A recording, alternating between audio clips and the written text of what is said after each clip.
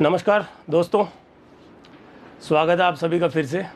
मेरा नाम है निकेत जैन और RPSC first grade organic chemistry के वीडियोस आप लोग देख रहे हैं। उससे रिलेटेड सिलेबस हम डिस्कस कर रहे हैं इन वीडियोस के अंदर। और आज जो है नया चैप्टर लेकर के मैं आपके सामने प्रस्तुत हुआ हूँ और चैप्टर का नाम जो है आप लोगों को बोर्ड पे दिखाई दे भी रहा होगा। इसका नाम है कार्बोनाइल कंपाउंड। अब आपको मैं बता दूं कि हम बिल्कुल चैप्टर में इंसर्ट हो चुके हैं। सिलेबस टू सिलेबस हम चर्चा कर रहे हैं यहाँ पर इन वीडियोस के अंदर। और ये जो चैप्टर आपके सामने लिखा गया है ये सबसे इम्पॉर्टेंट चैप्टर है, ये आपको भी पता है क्योंकि सबसे ज़्यादा सिलेबस इस चैप्टर का ही डाला हुआ है। आप ये भी जानते हैं कि इस चैप्टर के अंदर हम मेथड ऑफ प्रिपरेशन और केमिकल रिएक्शन मेनली यही पढ़ेंगे। कुछ इसकी फिजिकल प्रॉपर्टी भी हम देखेंगे, भौतिक गुण।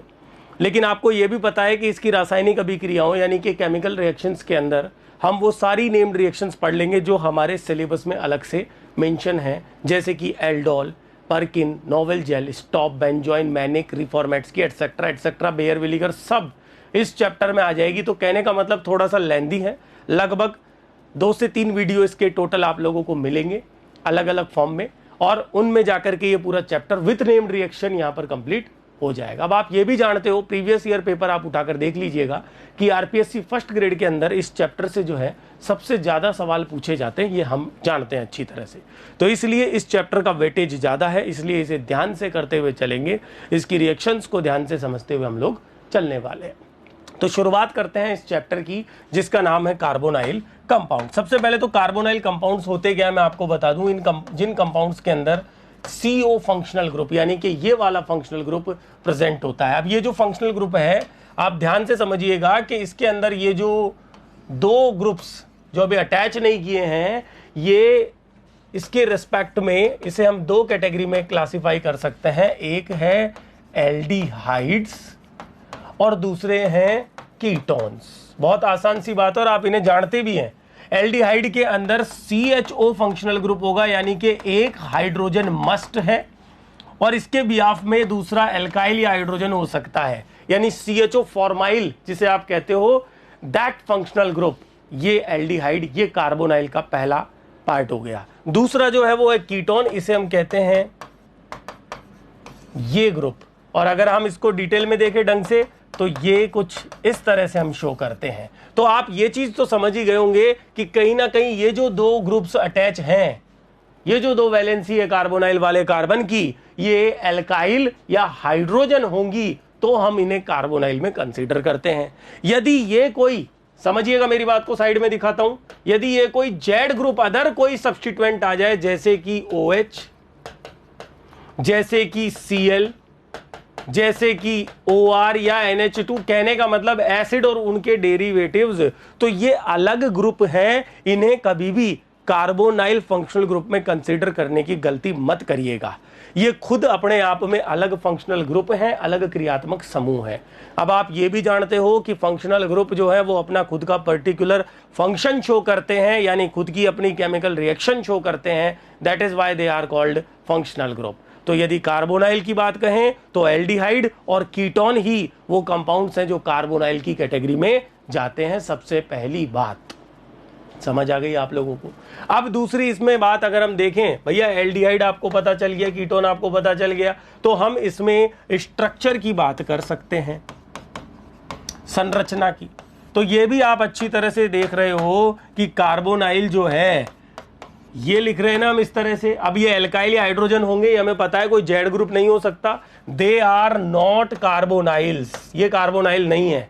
इनमें दिख रहा है C डबल बॉन्ड O, लेकिन इनको C डबल बॉन्ड O नहीं कहते। जैसे कि एसिड को हम कहते हैं COOH, एसिल क्लोराइड को हम कहते हैं COCl, है ना, वो कार्बोनाइल नहीं है। तो इस तरह का कार्बोनाइल, उसकी स्ट्रक्चर की हम बात कर रहे हैं, तो डबल बॉन्डेड कार्बन जो है उसका हाइब्रिडाइजेशन होगा sp2, और ऑक्सीजन जिसके पास डेफिनेटली 2 लोन पेयर है उसका भी sp2, यानी दोनों ही एटम का हाइब्रिडाइजेशन जो है वो sp2 होता है। और दोनों ही एलिमेंट यानी एटम के पास एक एक अनहाइब्रिड p ऑर्बिटल जो परपेंडिकुलर टू द प्लेन है, जो इस पाई बॉन्ड को बनाने का काम कर रहा है। देखिए, एक है सिग्मा बॉन्ड और एक है पाई बॉन्ड। सिग्मा बॉन्ड का फॉर्मेशन sp2 कोएक्सियल ओवरलैपिंग से, फंडामेंटल ऑर्गेनिक में बता चुके हैं ओवरलैपिंग कंसेप्ट को पहले ही, और पाई बॉन्ड का फॉर्मेशन अनहाइब्रिड पी ऑर्बिटल की कोलैटरल ओवरलैपिंग से। तो कैसे शो करेंगे, जरा ऐसे देख लें एक बार कि ये मैंने इसको दिखा दिया डैश और ये वेज, समझ गए होंगे ना,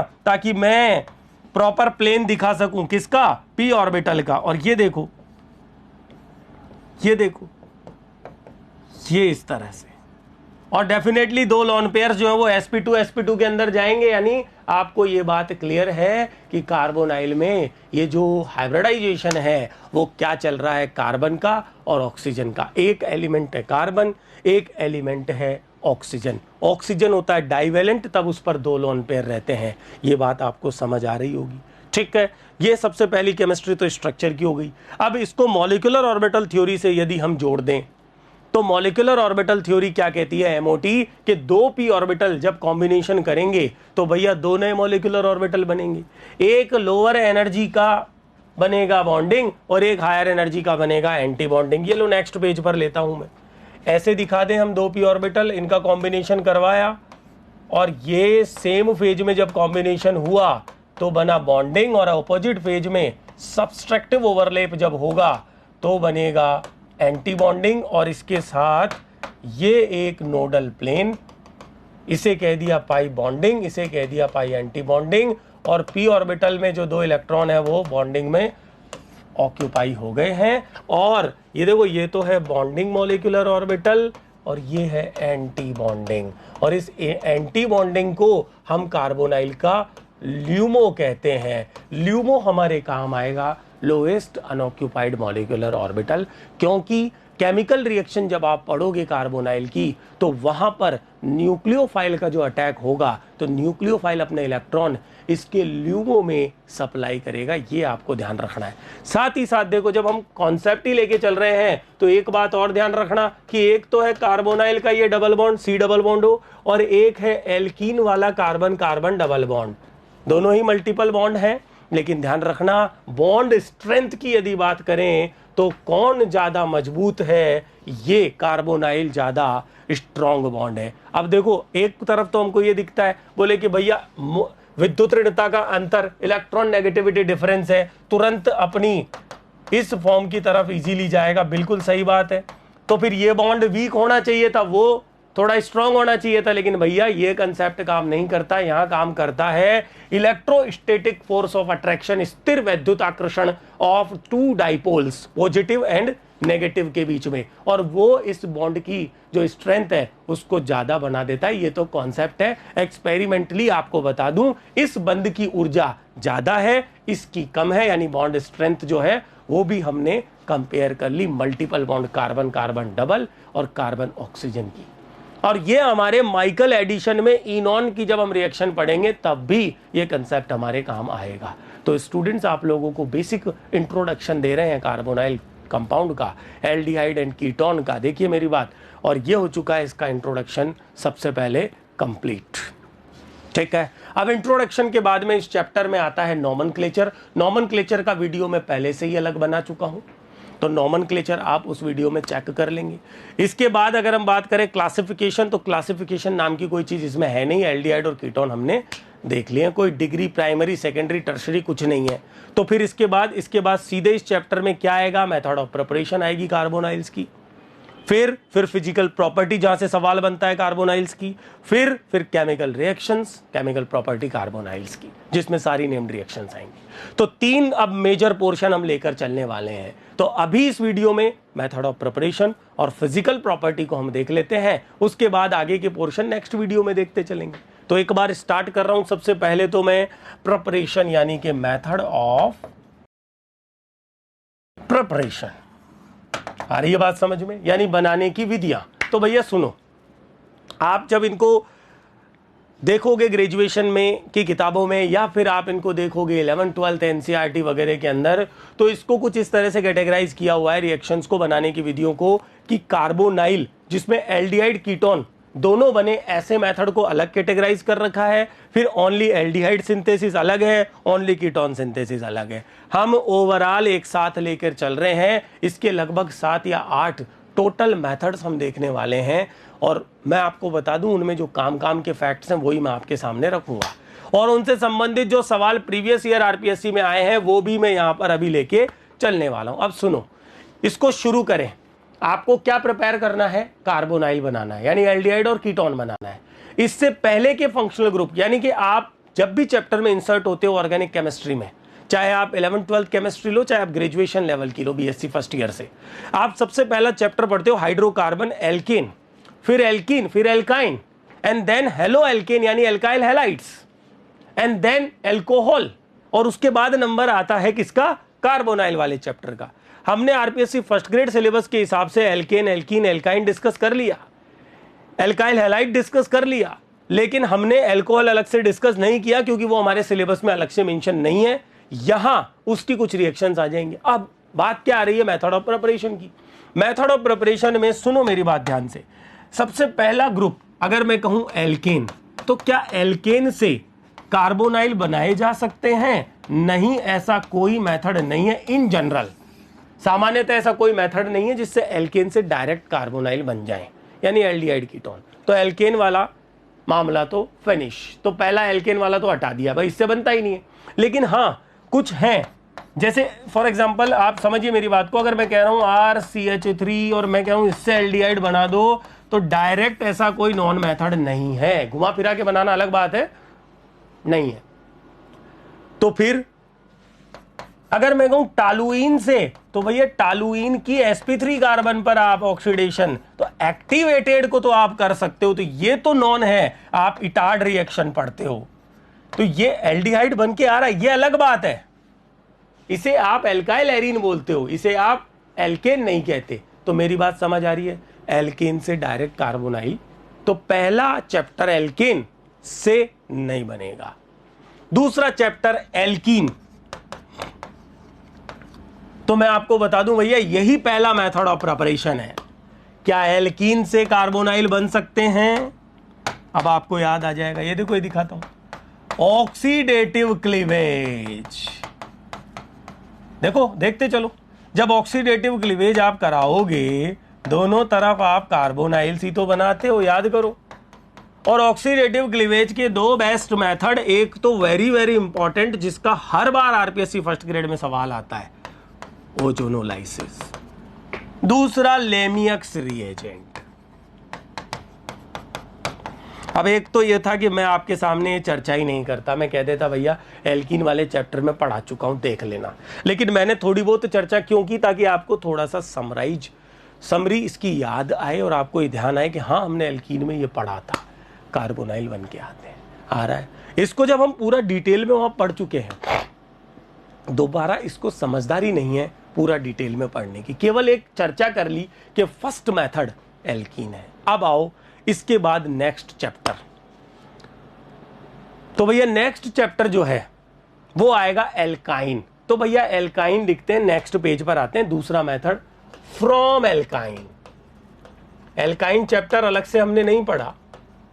क्यों नहीं पढ़ा? क्योंकि आरपीएससी फर्स्ट ग्रेड ने सिलेबस में अलग से नहीं लिखा हुआ है।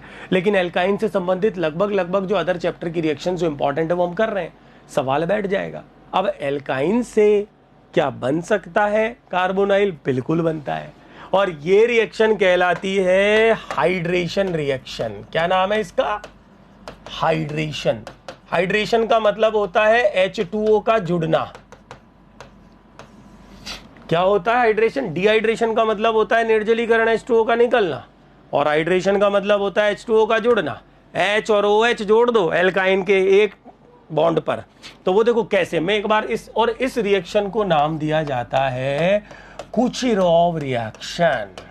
अब ये तो नाम हो गया केमिस्ट के आधार पे। क्या होता है इस रिएक्शन में? देखो, एसिटिलीन ले लेता हूं मैं एल्काइन में, और इसका करवाते हैं हाइड्रोलाइसिस। हाइड्रोलाइसिस कराते हैं 40% H2SO4 की उपस्थिति में। तो ये अंडरस्टूड बात है कि अगर आप 40% H2SO4 ले रहे हो तो इसके साथ क्या है? वाटर भी प्रेजेंट है, ठीक। तो आप इसको H2O एसिडिक मीडियम भी कह सकते हो ना, इस तरह से, हाइड्रोलाइसिस इन एसिडिक मीडियम। और इसके साथ में देखो, ये तो मैंने अलग से ऊपर की तरफ लिखने दो मुझे, इसको तो ऊपर की तरफ मैं लिख देता हूं। इसको क्या कह सकते हैं? H2O एसिडिक मीडियम, और इसके साथ 1% mercury +2 HgSO4 mercury +2 oxidation state वाला केवल 1% मात्रा में एज ए कैटालिस्ट ये भी डाला जाता है। ठीक है, अब होगा क्या, देखो एक तो H जुड़ेगा और एक OH जुड़ेगा, ये जोड़ दिया मैंने। ट्रिपल बॉन्ड, देखो सबसे बड़ी बात क्या है, रिएक्शन में 2-3 बॉन्ड आपको कार्बन कार्बन ट्रिपल बॉन्ड दिखाई दे रहा है, 2 पाई बॉन्ड दिखाई दे रहे हैं, लेकिन एक ही ब्रेक हो रहा है। मर्करी +2 की प्रेजेंस में रिएक्शन सेलेक्टिविटी के साथ हो रही है। ठीक है, हाइड्रोलाइसिस हुआ, एक पाई बॉन्ड ब्रेक हुआ, H2O जुड़ गया, यानी वाटर जुड़ गया, हाइड्रेशन हुआ है। क्या बना, इसको आप चेक करो, ये बना इनॉल। और इनॉल अपनी मोर स्टेबल फॉर्म कीटो में एग्जिस्ट करता है, यानी ये क्या हुआ, KET। KET को फुल फॉर्म क्या बोलते हैं, कीटो इनॉल टॉटोमेरिज्म। और क्या बना, CH3CHO। इसको आप ऐसे लिखते हो, इसका नाम क्या है, इसका नाम है एसिटल्डिहाइड, और इसका IUPAC में नाम क्या है, एथेनेल। अब आपको RPSC फर्स्ट ग्रेड एग्जामिनर क्या करेगा, रिएक्शन खींच देगा, प्रोडक्ट बनाने के लिए कहेगा, प्रोडक्ट के ऑप्शंस में वो नाम लिख के देगा आपको, वो IUPAC एथेनेल लिख सकता है या वो एसिटल्डिहाइड भी कह सकता है। स्ट्राइक करोगे, K से हाइड्रेशन का पहचान कैसे होगी, Hg+2 से, और एसिडिक मीडियम में हाइड्रोलाइसिस से। मेरी बात समझ आ रही है सभी स्टूडेंट को। RPSC 2020 में जो केस आया, जो पिछली बार की RPSC हुई फर्स्ट ग्रेड में, क्या केस था, वो केस था प्रोपाइन का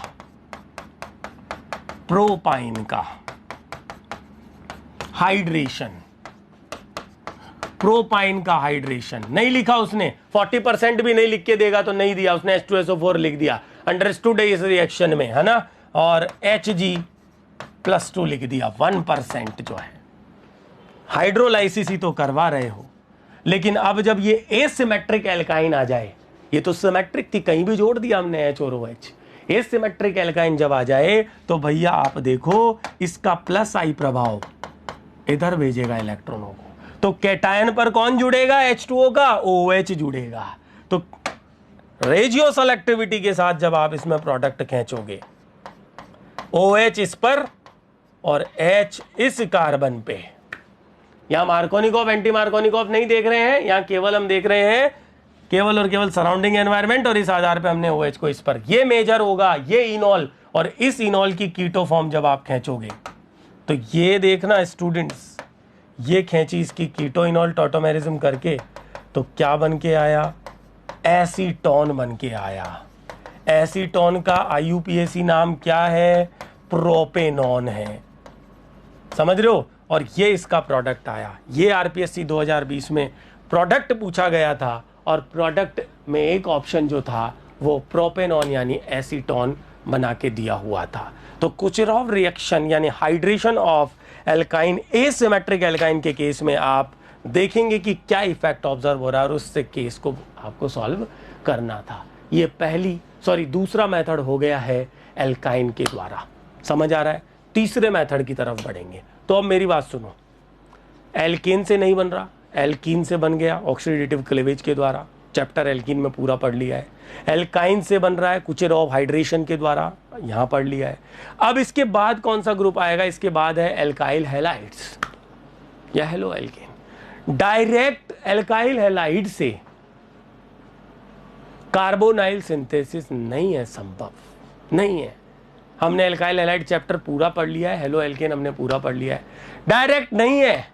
उसको किसी और दूसरे फंक्शनल ग्रुप में कन्वर्ट करोगे जैसे साइनाइड वगैरह में, फिर उनसे हो सकता है। तो एल्काइल हैलाइड को हटा दो, नहीं बनता। अब इसके बाद कौन से चैप्टर का नंबर आता है, नंबर आता है एल्कोहल्स का। और एल्कोहल से सबसे ज़्यादा एल्डिहाइड और कीटोन को बनाया जाता है, ये आप भी जानते हो। एल्कोहल का ऑक्सीडेशन, अपर ऑक्सीडाइज लेवल क्या है, कार्बोनाइल है।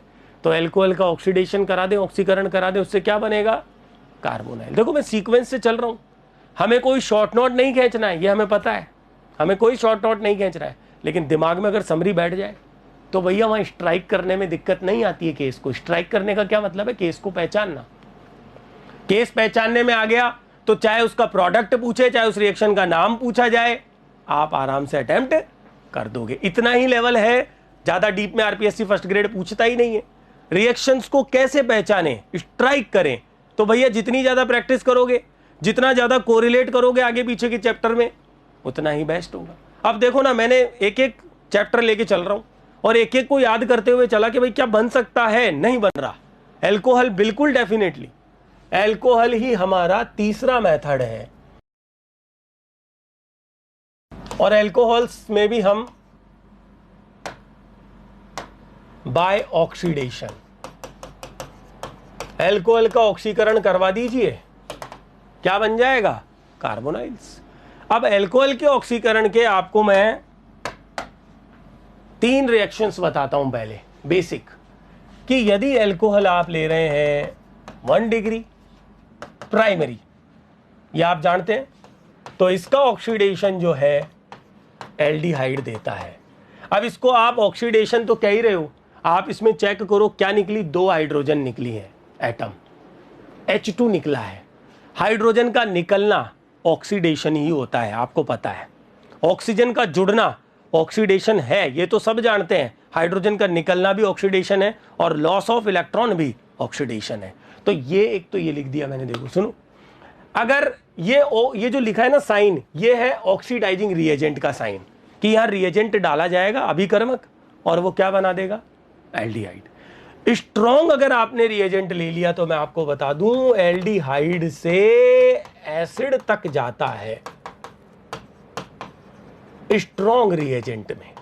तो अभी स्ट्रॉन्ग और माइल्ड दोनों देखेंगे, पहला केस क्लियर। फिर बारी आती है 2 डिग्री एल्कोहल्स की, सेकेंडरी की। 2 डिग्री का ऑक्सीडेशन यदि करवाया जाए तो कीटोन बनेगा, पहली बात। डिहाइड्रेशन हुआ है, सॉरी डिहाइड्रोजिनेशन हुआ है, यानी कि H2 निकला है, ऑक्सीडेशन हुआ, कीटोन बना। कीटोन का फर्दर ऑक्सीडेशन आसानी से नहीं होता है, यह बात आपको ध्यान रखनी है। यानी स्ट्रॉन्ग रिएजेंट आप जो ले रहे हो नॉर्मल, वो कीटोन का ऑक्सीडेशन नहीं कर पाते आसानी से। यानी कि कीटोन बनाते वक्त, यानी 2 डिग्री अल्कोहल के ऑक्सीडेशन में हमें कोई दिक्कत नहीं है। रिएक्शन कंडीशन यदि वाइग्रस भी है तो भी हमें दिक्कत नहीं है, कीटोन पे रुक जाएगा।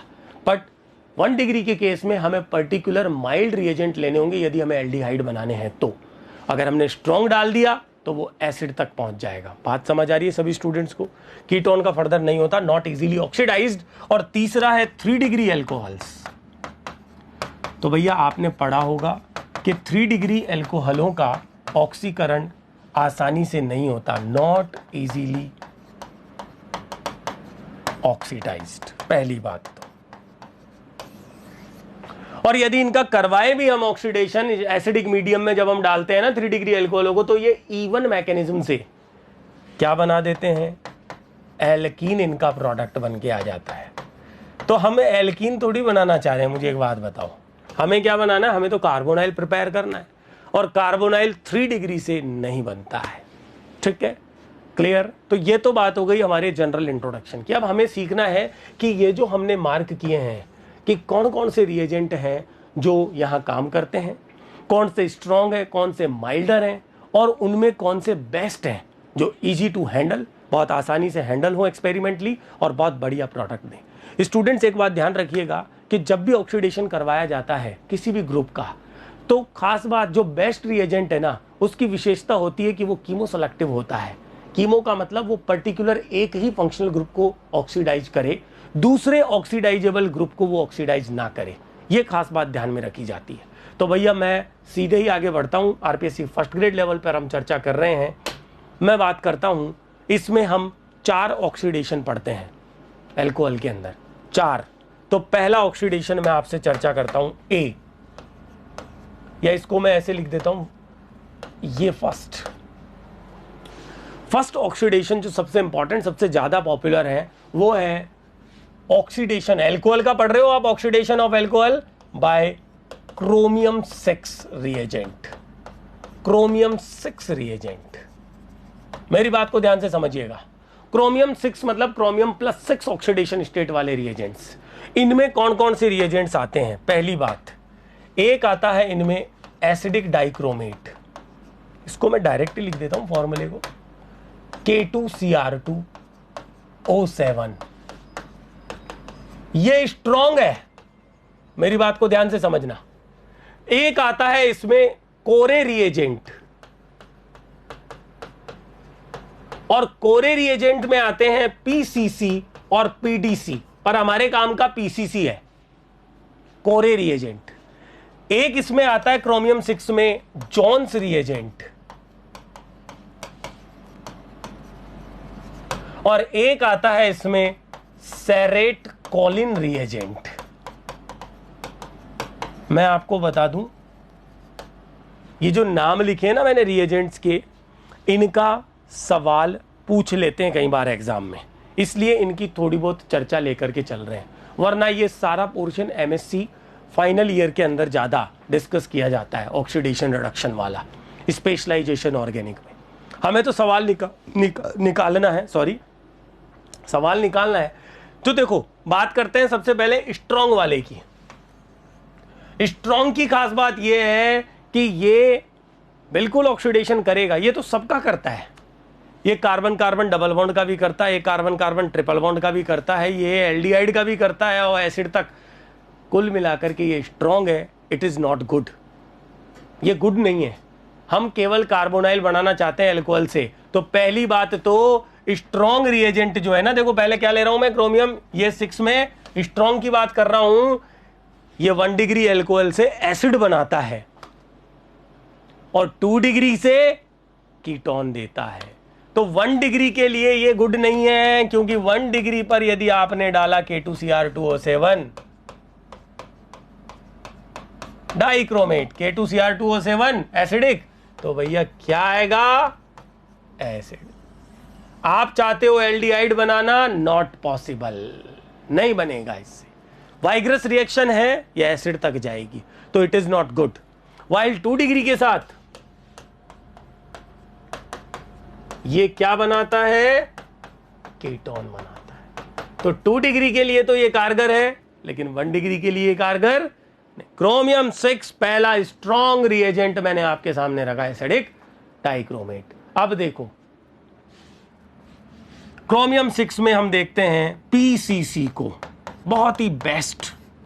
तो पीसीसी को पहले तो पूरा नाम पाइरिडीनियम क्लोरोक्रोमेट, फिर इसके साथ इसको मार्क करें कि ये एक तो बेस्ट रिएजेंट है and it is milder. Mild का मतलब होता है स्लो, माइल्ड का मतलब होता है normal condition, not strong, weak condition बोलते हैं माइल्ड को। तो आप समझ गए होंगे कि पीसीसी जो है वो डेफिनेटली एल्डिहाइड देगा 1 डिग्री अल्कोहल पर, और साथ ही साथ other oxidisable group, carbon carbon double bond, triple bond, और जो भी दूसरे हैं 1,3 एसिटेल कीटेल वगैरह जो एसिडिक मीडियम में साइड रिएक्शन देते हैं, इन सब पर वहां पर not acetal ketal, carbon carbon double bond, carbon carbon triple bond, जो इस तरह के जो अदर दूसरे ग्रुप्स हैं जिन पर ऑक्सीडेशन होता है, वहां पर ये सक्सेसफुल है। तो पहले तो पीसीसी की बात करता हूं कि पीसीसी का स्ट्रक्चरल फॉर्मूला क्या है, रिएजेंट क्या है पीसीसी में, देखो है ना, ये ध्यान रखना। क्रोमियम 6 ऑक्सीडेशन स्टेट में होगा, एक तो पिरिडीन होता है, पाइरिडीनियम, एक होता है CrO3 क्रोमियम ट्राइऑक्साइड, और एक होता है HCl। इन तीनों का मिक्सचर क्या होता है, पीसीसी। तीनों का मिक्सचर मिलने के बाद में आप देखोगे कि H प्लस प्रोटोन को, HCl की जो H प्लस है उसको पिरिडीन एक्सेप्ट करेगा, पाइरिडीनियम स्टेबल पाइरिडीनियम आयन बनेगा, ये देखो, और Cl माइनस CrO3 पर अटैक करके बनाएगा क्लोरोक्रोमेट। ये है PCC, that is original PCC जो मिक्सचर मिलता है। अब इस पीसीसी को ऐसे भी लिख देते हैं, PYH पाइरिडीनियम और CrO3Cl माइनस क्लोरोक्रोमेट। ये पीसीसी ही है, चेक कर लो पीछे, पाइरिडीनियम PyH CrO3Cl। समझ आ रहा है ना मैं किसकी चर्चा कर रहा हूं? दूसरे रिएजेंट की। इसमें पहले तो मैंने ए ले लिया, कौन सा? डाइक्रोमेट। बी कौन सा ले रहा हूं मैं क्रोमियम 6 में? PCC। PDC भी होता है लेकिन वो इस वक्त हमारे इतना इंपॉर्टेंट नहीं है फर्स्ट ग्रेड में, इसलिए PDC की चर्चा नहीं कर रहा। देखो 1 डिग्री एल्कोहल एल्डिहाइड बनाता है पहली बात, और 2 डिग्री एल्कोहल कीटोन देता है। ये लो, इसका एक एग्जांपल ले लेता हूं मैं। ये एक फ्लेवरिंग एजेंट में लिख रहा हूं, menthol.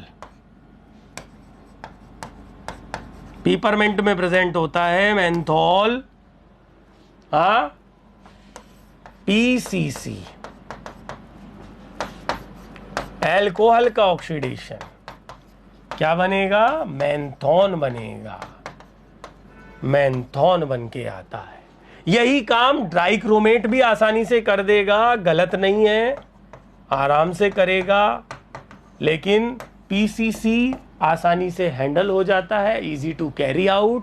That is why PCC are the best for oxidation of alcohol up to carbonyls. Now बारी आती है जॉन्स और सेरेट कॉलिंग, ये दोनों।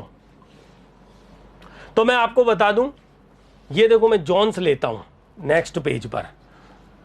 जॉन्स में क्रोमियम ट्राईऑक्साइड के साथ H2SO4 एज ए एसिड होता है और एसीटोन एज ए सॉल्वेंट होता है। तीनों का मिक्सचर क्या कहलाता है? जॉन्स रिएजेंट कहलाता है। Jones is a strong reagent, definitely इसमें एसिडिक मीडियम है, और आपको बता दूं कि ये एल्डिहाइड नहीं, ये एसिड तक ले जाता है कई बार, तो इट इज नॉट गुड। लेकिन हमें रिएजेंट के बारे में ध्यान रखना है जॉन्स में, क्रोमियम 6 में। और वेरी इंपॉर्टेंट सेरेट कॉलिन्स, या इसको सेरेट भी बोल देते हैं कई बार, इसमें CrO3 और पिरिडीन, बस ये दो का मिक्सचर है। सुनो, CrO3 पिरिडीन के साथ HCl डाल दो तो PCC बनता है, और CrO3 और पिरिडीन ले लो ओनली तो सेरेट कॉलिन। सेरेट कॉलिन भी अच्छा है, गुड, माइल्डर है, एल्डिहाइड तक करता है। इतनी चर्चा बहुत है फर्स्ट ग्रेड लेवल पे। आ रही है बात समझ में? ठीक है, क्रोमियम 6 की शुरुआत की हमने, और इसमें 4 रिएजेंट्स हम लोगों ने इंपॉर्टेंट देख लिए। इसमें और भी आते हैं, लेकिन हमारे लेवल पर, ये फर्स्ट ग्रेड लेवल पे इतने ही, ये चारों जो हैं हमारे काम के हैं। अब देखो हम क्या देख रहे हैं, एल्कोहल के ऑक्सीडेशन से कार्बोनाइल बनाना, ये देखो। और इसमें हमने सबसे पहली शुरुआत की बाय क्रोमियम 6, और इसमें हमने चारों देख लिए और उनके इंपॉर्टेंट फैक्ट्स देख लिए। नाउ बारी आती है इसके बाद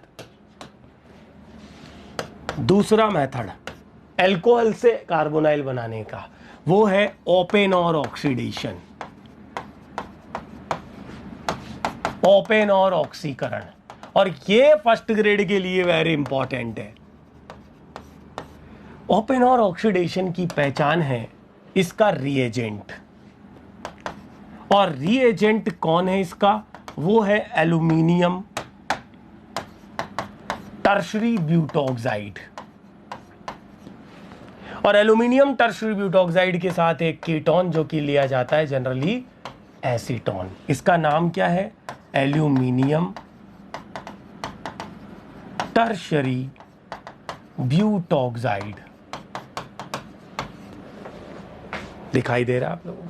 एल्यूमिनियम की 3 वैलेंसी होती है, उससे हमने 3 ईथरल ग्रुप अटैच किए हुए हैं, OR, और वो कौन से हैं? टर्शरी ब्यूटॉक्साइड है।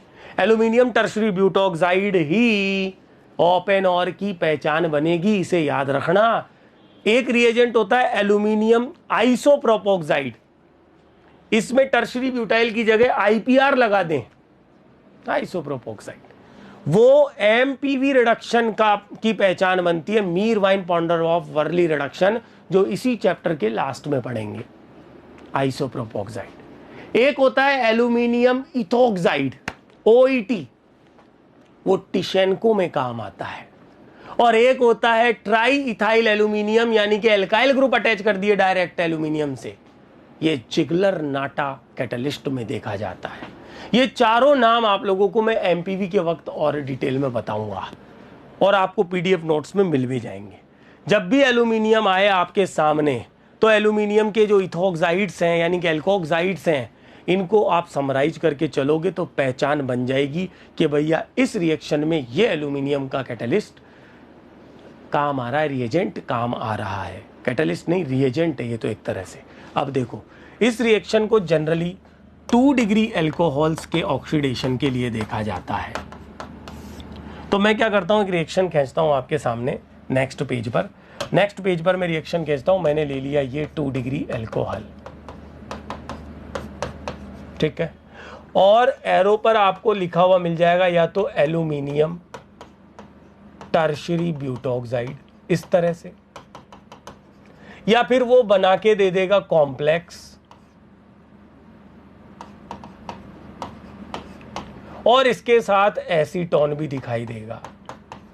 पहचान लोगे आप, ये ओपन और ऑक्सीडेशन का केस है। और ओपन और ऑक्सीडेशन से आप 2 डिग्री ले रहे हो ना, क्या बनेंगे, कीटोन बन के आते हैं।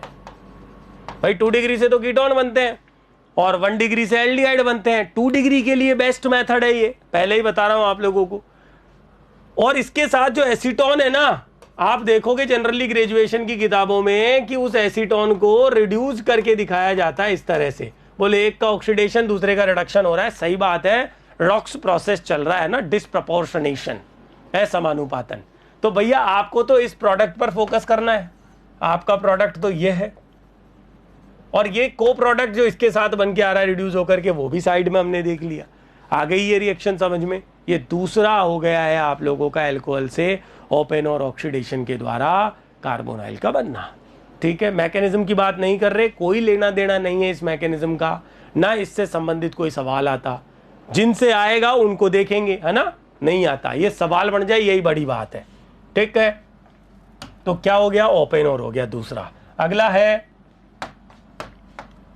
Oxidation bye DMSO। हालांकि बहुत ही इंपॉर्टेंट है, लेकिन RPSC फर्स्ट ग्रेड पर इसका सवाल आएगा कि नहीं आएगा ये श्योर नहीं है हम, क्योंकि ये हायर लेवल पे बहुत इंपॉर्टेंट बनता है। ऑक्सीडेशन बाय DMSO को नाम दिया जाता है स्वर्ण ऑक्सीडेशन। अब आपको याद आ गया होगा कि स्वर्ण ऑक्सीडेशन जो है बेसिकली 1 डिग्री अल्कोहल्स के लिए बेस्ट है। किसके लिए, 1 डिग्री के लिए, और अप टू एल्डिहाइड, बिल्कुल कार्बोनाइल बनाना, इसीलिए स्वर्ण देख रहे हैं, बेस्ट है। DMSO को पूरा नाम होता है डाई मिथाइल सल्फोक्साइड। और डाई मिथाइल सल्फोक्साइड जो है ना स्टूडेंट्स, ये एक पोलर एप्रोटिक सॉल्वेंट की तरह भी काम आता है, लेकिन इस अभिक्रिया में ये एक रिएजेंट है। कौन होता है, Me2SO, यानी एसीटोन में कार्बन की जगह सल्फर ले लो, ये है सल्फर डेरिवेटिव उसका, हाँ, सल्फर एनालॉग कह दो DMSO, डाइमिथाइल सल्फोक्साइड। और इसके साथ एक और मेन रिएजेंट होता है, वो है COCl होल ट्वाइस।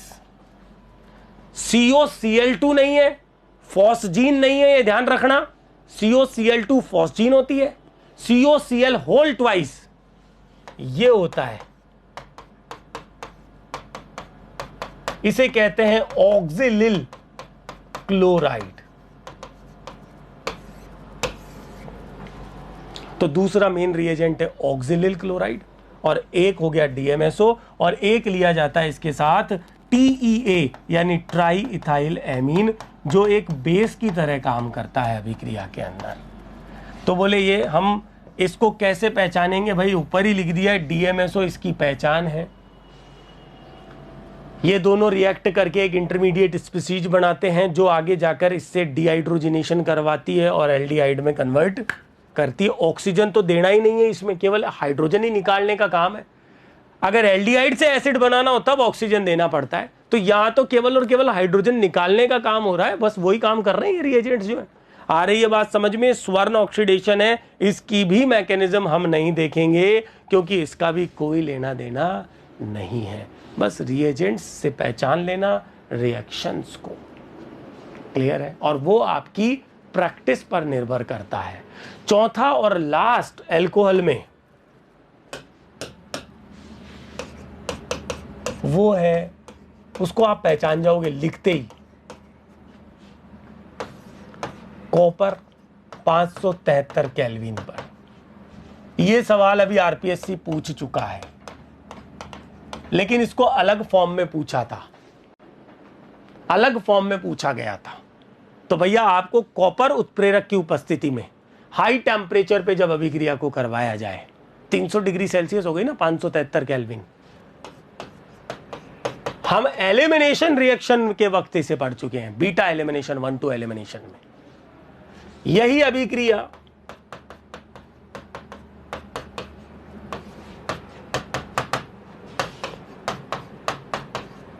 अब यदि किसी अल्कोहल के पास में H है ही नहीं तो वो इस अभिक्रिया को कैसे देगा, ये आरपीएससी फर्स्ट ग्रेड पूछ चुका है। यहां बन ही नहीं सकता कार्बोनाइल। समझ आ रही है सबको? डिहाइड्रोजिनेशन हो रहा है इसकी प्रेजेंस में। अब आपने एक चीज और देख ली कि ये ऑक्सीडेशन रिडक्शन जब भी आते हैं ना, हम इसमें ज्यादा क्यों कैसे किंतु परंतु नहीं करते हैं। हाँ हाँ बिल्कुल सही बात है, अगर इनमें चलने लग गए तो फिर तो हो गई हमारी केमिस्ट्री का सिलेबस पूरा, ऑर्गेनिक का, फिर तो ये बहुत लंबा सिलेबस है ना। इसलिए सबकी मैकेनिज्म्स नहीं, कुछ हमें फैक्ट्स याद रखने। अब देखो, याद रखने के लिए हम प्रैक्टिस यही तो हम कर रहे हैं, और क्या कर रहे हैं, यही तो तरीका आप लोगों को सिखा रहे हैं। लास्ट में समराइज करेंगे, इसको पूरे को याद करते हुए चलेंगे, और फिर जिस चैप्टर में दोबारा हमें याद आएगा रिवाइज कर लेंगे, उससे याद हो जाएगी। ये देखो, ये हो गई डीएमएसओ। तो अल्कोहल्स से ये कंप्लीट हो चुके हैं 4 इंपॉर्टेंट मेथड। और आप देखो लगभग सवाल इनसे बैठ जाते हैं, अल्कोहल वाले जो है, ऑक्सीडेशन वाले। ठीक है, वैसे अल्कोहलों के ऑक्सीडेशन में हायर लेवल पे एमएससी की क्लासेस नेट गेट पे और अदर रिएजेंट्स भी देखे जाते हैं। जैसे मैं आपको बताऊं, जैसे देखा जाता है MnO2 मैग्नीज डाइऑक्साइड, जैसे देखा जाता है डैश मार्टिन, जैसे टेम्पो TEMPO टेम्पो रिएजेंट देखा जाता है ना। और भी बेहतरीन रिएजेंट आज के टाइम पे डेवलप हो चुके हैं, पर वो आरपीएससी फर्स्ट ग्रेड लेवल पे हमारे काम के नहीं है। 4 इंपॉर्टेंट आप लोगों ने मेथड देख लिए, उनमें क्रोमियम 6 में पीसीसी इंपॉर्टेंट है आपके लिए, लेकिन जॉन और सेरेट कॉलिन का सवाल भी बन सकता है। ये हो गया ऑक्सीडेशन से, अल्कोहलों के ऑक्सीडेशन के द्वारा। अब इसके बाद हम देखो पैटर्न से चल रहे हैं। एल्केन से नहीं बनते कार्बोनाइल, एल्कीन से बनते हैं। एल्काइन से हमने सीख लिया, अल्कोहल से सीख लिया। अब किसकी बारी आती है? अब अल्कोहल के बाद चैप्टर कार्बोनाइल आता है, और कार्बोनाइल के बाद ऊपर वाले लेवल से अगर हम चलें तो क्या एल्डिहाइड या कीटोन बन सकते हैं? बिल्कुल बनते हैं। हमें ध्यान रखना है कि कौन से मेथड। तो देखो अदर ग्रुप्स में मैं आपको बता देता हूं, साइनाइड से बनाएंगे, कार्बोक्सिलिक एसिड से बनाएंगे, एसिड क्लोराइड से बनाएंगे, एस्टर से बनाएंगे, और 2 मेथड और हैं अलग यूनिक, उनसे बनाएंगे। बस ये हमारा हो जाएगा मेथड ऑफ प्रिपरेशन कंप्लीट। और भैया आप उठाते चलो, पेपर देखते चलो प्रीवियस, आपको पता चलता चलेगा। तो ये कौन सा मेथड चल रहा है हमारा जो है, ये हमारा जो है कौन सा मेथड चल रहा है। हम यहाँ स्टार्ट करें, हमने स्टार्ट किया यहाँ पर मेथड ऑफ प्रिपरेशन को। ये हमारा तीसरा मेथड था अल्कोहल वाला, हाँ सही बात है। अब चौथा मेथड हम देख रहे हैं, 4th बाय नाइट्राइल्स। नाइट्राइल्स जिन्हें साइनाइड भी कहा जाता है, सुनो मेरी बात ध्यान से। साइनाइड से आप बना सकते हो, देखो एक काम करते हैं, एक एक करके, ज्यादा जल्दबाजी का काम भी सही नहीं है, एक एक करके चलेंगे तो बेटर है। साइनाइड से आप एल्डिहाइड को भी बना सकते हो, और साइनाइड से आप कीटोन को भी बना सकते हो। और अब आपको मैं याद दिला दूं कि साइनाइड को आप एल्काइल हैलाइड की अभिक्रिया KCN से करा के बहुत आसानी से, तो एल्काइल हैलाइड से डायरेक्ट कार्बोनाइल तो नहीं बन रहा, लेकिन एक स्टेप बढ़ा के ये बन जाता है।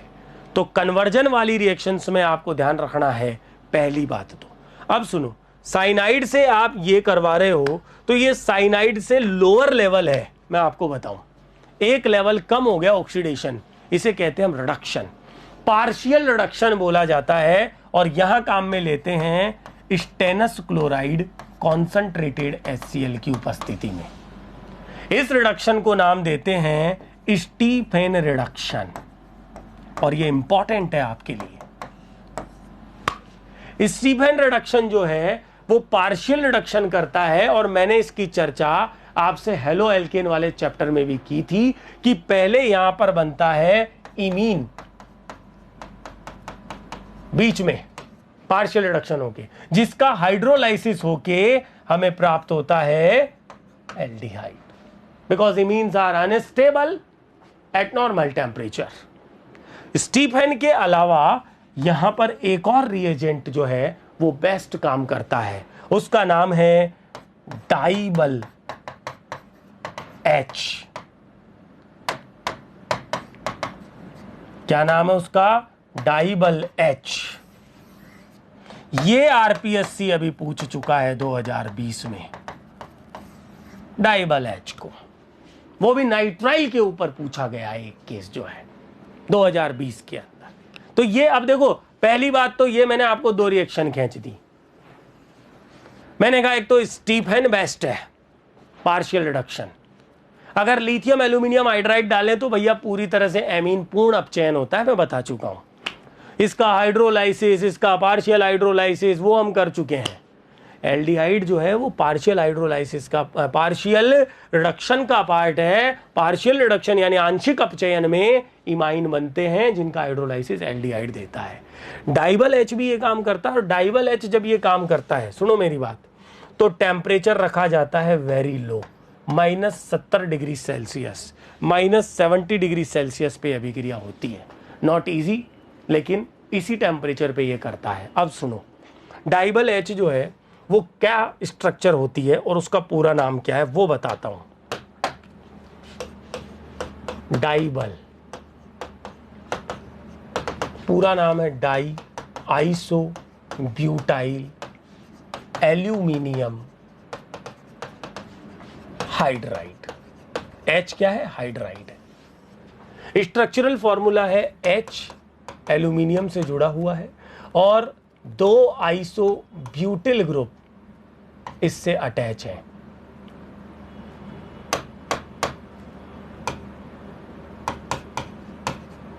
इस तरह से यही एरो पे लिखा हुआ मिल जाता है कई बार। एल्यूमिनियम देखो कैसे, डाई आइसोब्यूटिल। अब ये आइसोब्यूटिल क्या है ये भी देख लो,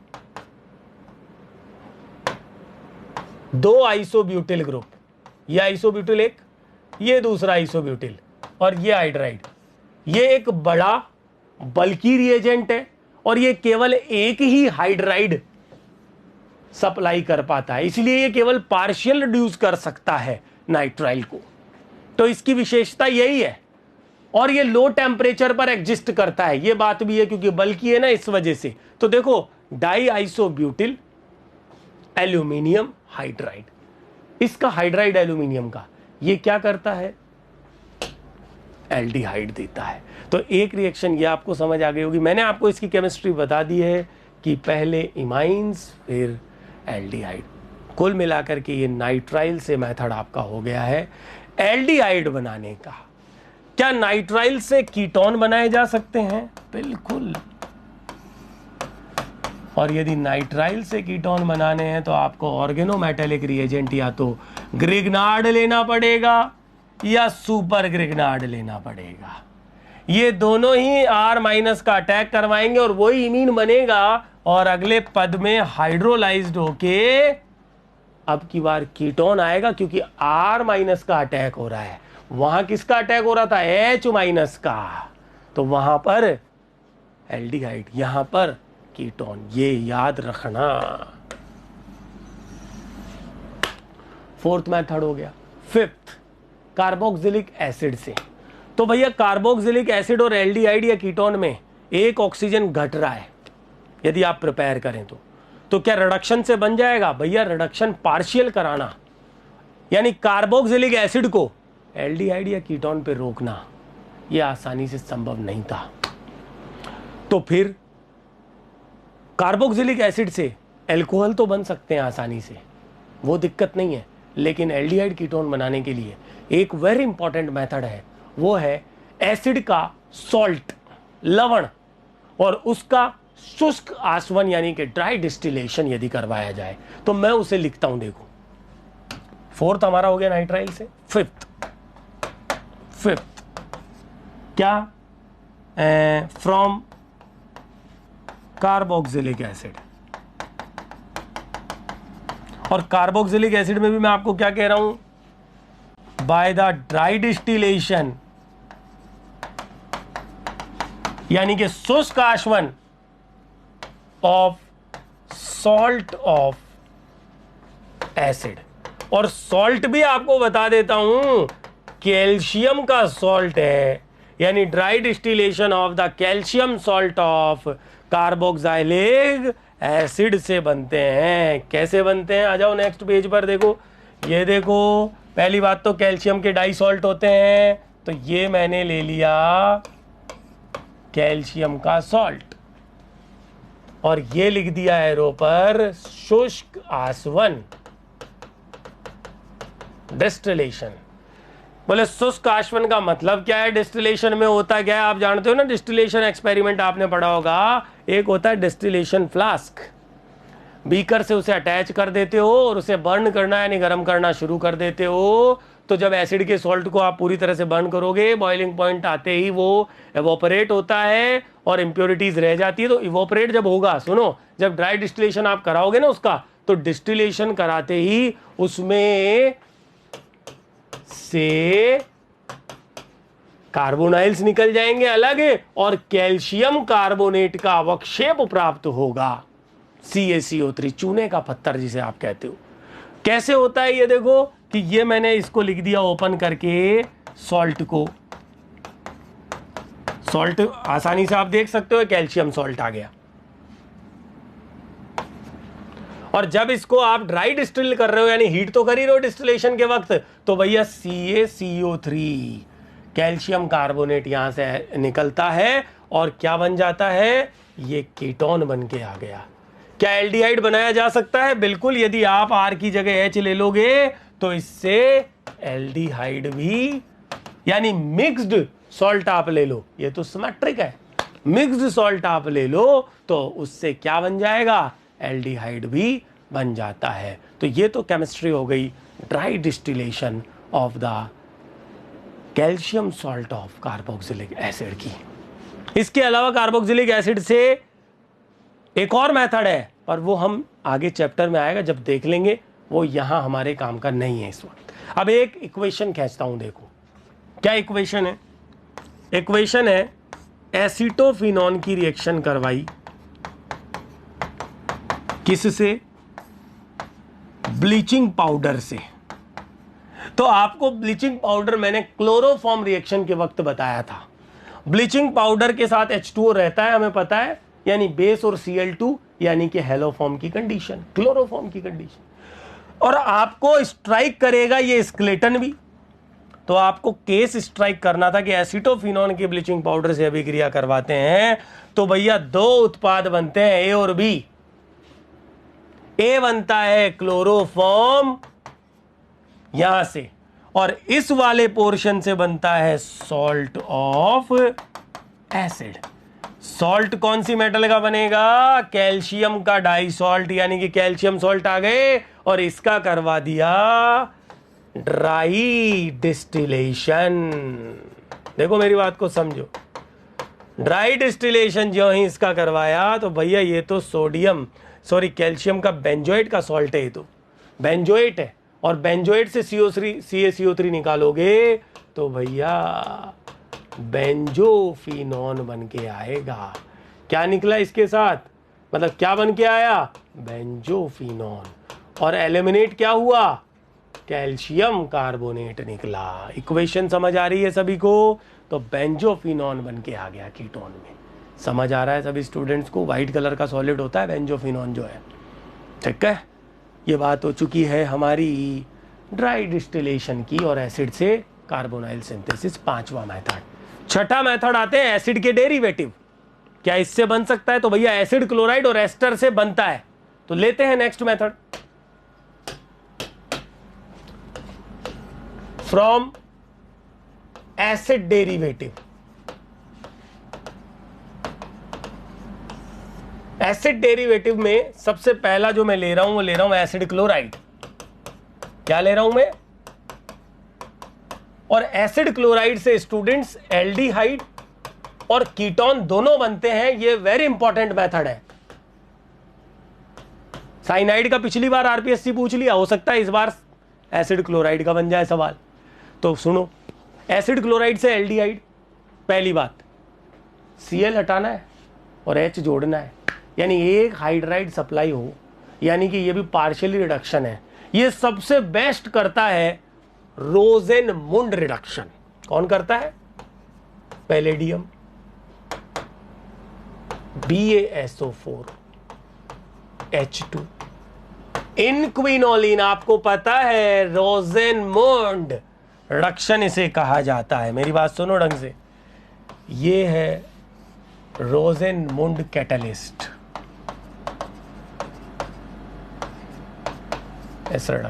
ये रोजेनमुंड रिडक्शन है ही एसिड क्लोराइड के लिए बेस्ट, मैं आपको बता दूं। और हम एसिड डेरिवेटिव पूरा पढ़ेंगे, वहां भी ये रिएक्शन आ जाएगी। तो 2 बार आप पढ़ लोगे, 2 बार उसको रिवाइज भी कर लोगे तो 4 बार। 2 बार आपने मुझसे पढ़ ली, 2 बार आप घर पे रिवाइज कर ली, 4 बार पढ़ लिए। फिर उसके बाद जब भी एक बार और 6 बार हो गई, उसके बाद क्या कमी रह गई बताओ रिवीजन में? मुझे एक चीज बताओ। जरूरत ही नहीं, मैं कहता हूँ समरी बनाने की भी जरूरत नहीं। आज हमको समरी बनाने की जरूरत ही नहीं पड़ती, क्योंकि 10-12 बार इतनी बार रिवाइज हो जाता है ना, उसके बाद ये ऑन टिप्स ही हो जाता है, अपने आप याद आने लग जाती है, स्ट्राइक करती है। हमारा उद्देश्य क्या है? एग्जाम में जो सवाल आ रहा है हमें स्ट्राइक कर जाए, या तो वो डायरेक्ट कर जाए या ऑप्शन देख के कर जाए। हमारा तो काम बस यही करना है, क्योंकि केवल ऑर्गेनिक तो पढ़नी है नहीं, इनऑर्गेनिक भी करनी है, फिजिकल भी करनी है, साइकोलॉजी भी करनी है आरपीएससी फर्स्ट ग्रेड वालों को। और एक महाभारत पेपर जो है वो जनरल स्टडीज का अलग है, वो आपको अलग लेकर चलनी है। तो कुल मिलाकर के इसलिए हमें कोई ट्रिक फॉर्म में चलना होता है, स्ट्राइक करना है, पहचानना है। देखो aldehyde Rosenmund reduction one of the best. अब रोजेनमुंड की केमिस्ट्री में मैं आप लोगों को जब लिंडलार्स बता रहा था तब भी मैंने केमिस्ट्री बताई थी कि बेरियम सल्फेट जो है वो सपोर्ट है। ये जरूरी है पैलेडियम मेटल पर बेरियम सल्फेट डालना, क्योंकि ये कट डाउन करेगा, फर्दर रिडक्शन को रोकेगा, आंशिक अपचयन करने का काम करेगा। और इसको और ज्यादा बेस्ट कर देता है क्विनोलिन, जो इस अभिक्रिया में पॉइजन की तरह काम करता है, यानी कि एडिटिव है। अब सुनो, इसका क्या काम है कि जो HCl निकलेगी इसमें से, बिल्कुल डेफिनेटली HCl निकलेगी इसमें से, उस HCl को ये रोक देता है। खुद क्विनोलिन उससे रिएक्ट कर जाता है, तो उस HCl की रिएक्टिविटी को रोक देता है आगे, और फर्दर आगे रिएक्शन को रोक देगा। एक तो जो HCl निकली है उसको रोकने का काम कर रहा है, साथ ही साथ इसका फर्दर रिडक्शन भी ये रोकता है। तो कुल मिलाकर के ये तो पॉइजन है। सवाल देखो क्या पूछते हैं रोजेनमुंड और लिंडलार्स का, कि इस अभिक्रिया के अंदर क्विनोलिन किस रूप में काम कर रहा है। तो भैया पहला ऑप्शन आता है सॉल्वेंट, यानी विलायक। विलायक का तो काम ये कर ही नहीं रहा, ये किसका काम कर रहा है? एडिटिव का, यानी कि पॉइजन का काम कर रहा है। ये एक बड़ी बात है। और पॉइजन का काम यानी विष कारक, हिंदी में क्या आता है लिखा हुआ? विष कारक है ये इस अभिक्रिया के अंदर। बेरियम सल्फेट विष कारक नहीं है, सपोर्ट है। और पैलेडियम ये तो मेन कैटलिस्ट हो गया ना, मेटल जिस पर ये रिडक्शन चल रहा है। और H2 वो ये रही इसके साथ आप डाल रहे हो जो रिडक्शन का काम कर रही है। समझ आ रहा है सभी स्टूडेंट को? लिंडलार्स में मैं आप लोगों से चर्चा कर चुका हूं। पैलेडियम कैल्शियम कार्बोनेट आता है, बेरियम सल्फेट रोजेनमुंड है, कैल्शियम कार्बोनेट लिंडलार्स है। और लिंडलार्स एल्काइन के लिए बेस्ट है, इंटरनल एल्काइन से सिस एल्कीन बनाने के लिए बेस्ट है, आपको याद होगा। ठीक है, सवाल कहीं से भी बन सकता है। अब ये समझ लीजिए आप आरपीएससी फर्स्ट ग्रेड में अच्छे सवाल बन रहे हैं ऑर्गेनिक केमिस्ट्री के। ये मत सोचिएगा कि भाई वो लेवल चल रहा है पुराना जो पहले चला करता था, नहीं भैया, अब पूरा डेप्थ में और डिटेल में सवाल बन के आता है। आपको अच्छी तैयारी करनी पड़ेगी, तभी आप केमिस्ट्री में अच्छा स्कोर कर पाओगे। ये सुनो, ये तो हो गई ये बात, ठीक है। फिर इसके बाद इसके अलावा यही काम एक और रिएजेंट करता है, बल्कि रिएजेंट है, जिसका नाम है lithium aluminium tertiary butoxide hydride, यानी कि lithium aluminium, lithium try tertiary butoxide aluminium hydride कह दो आप इसको।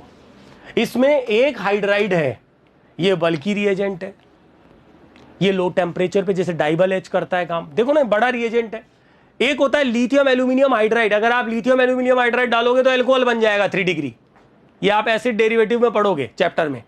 लेकिन आप बल्कि डालोगे जिसके पास केवल एक हाइड्राइड है, तो वो एक ही हाइड्राइड देगा और एल्डिहाइड पे रुक जाएगा, लो टेम्परेचर पे अभिक्रिया होती है। तो इस एक और रिएजेंट को भी आप याद रखना।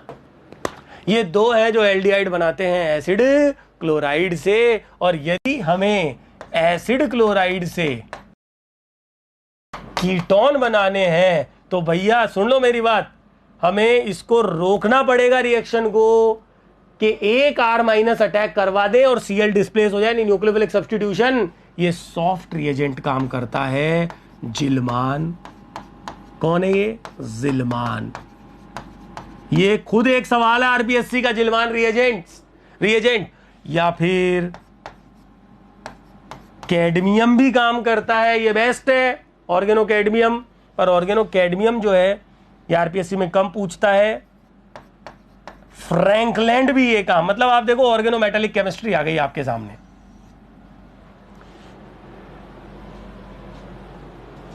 Less electropositive metal, those organometals, soft reagent gives ketone. नहीं बोले हमने तो ग्रिग्नार्ड ले लिया इस पे, तो भैया आपको बता दूं साइड में कि यदि आप RMgX डालोगे ना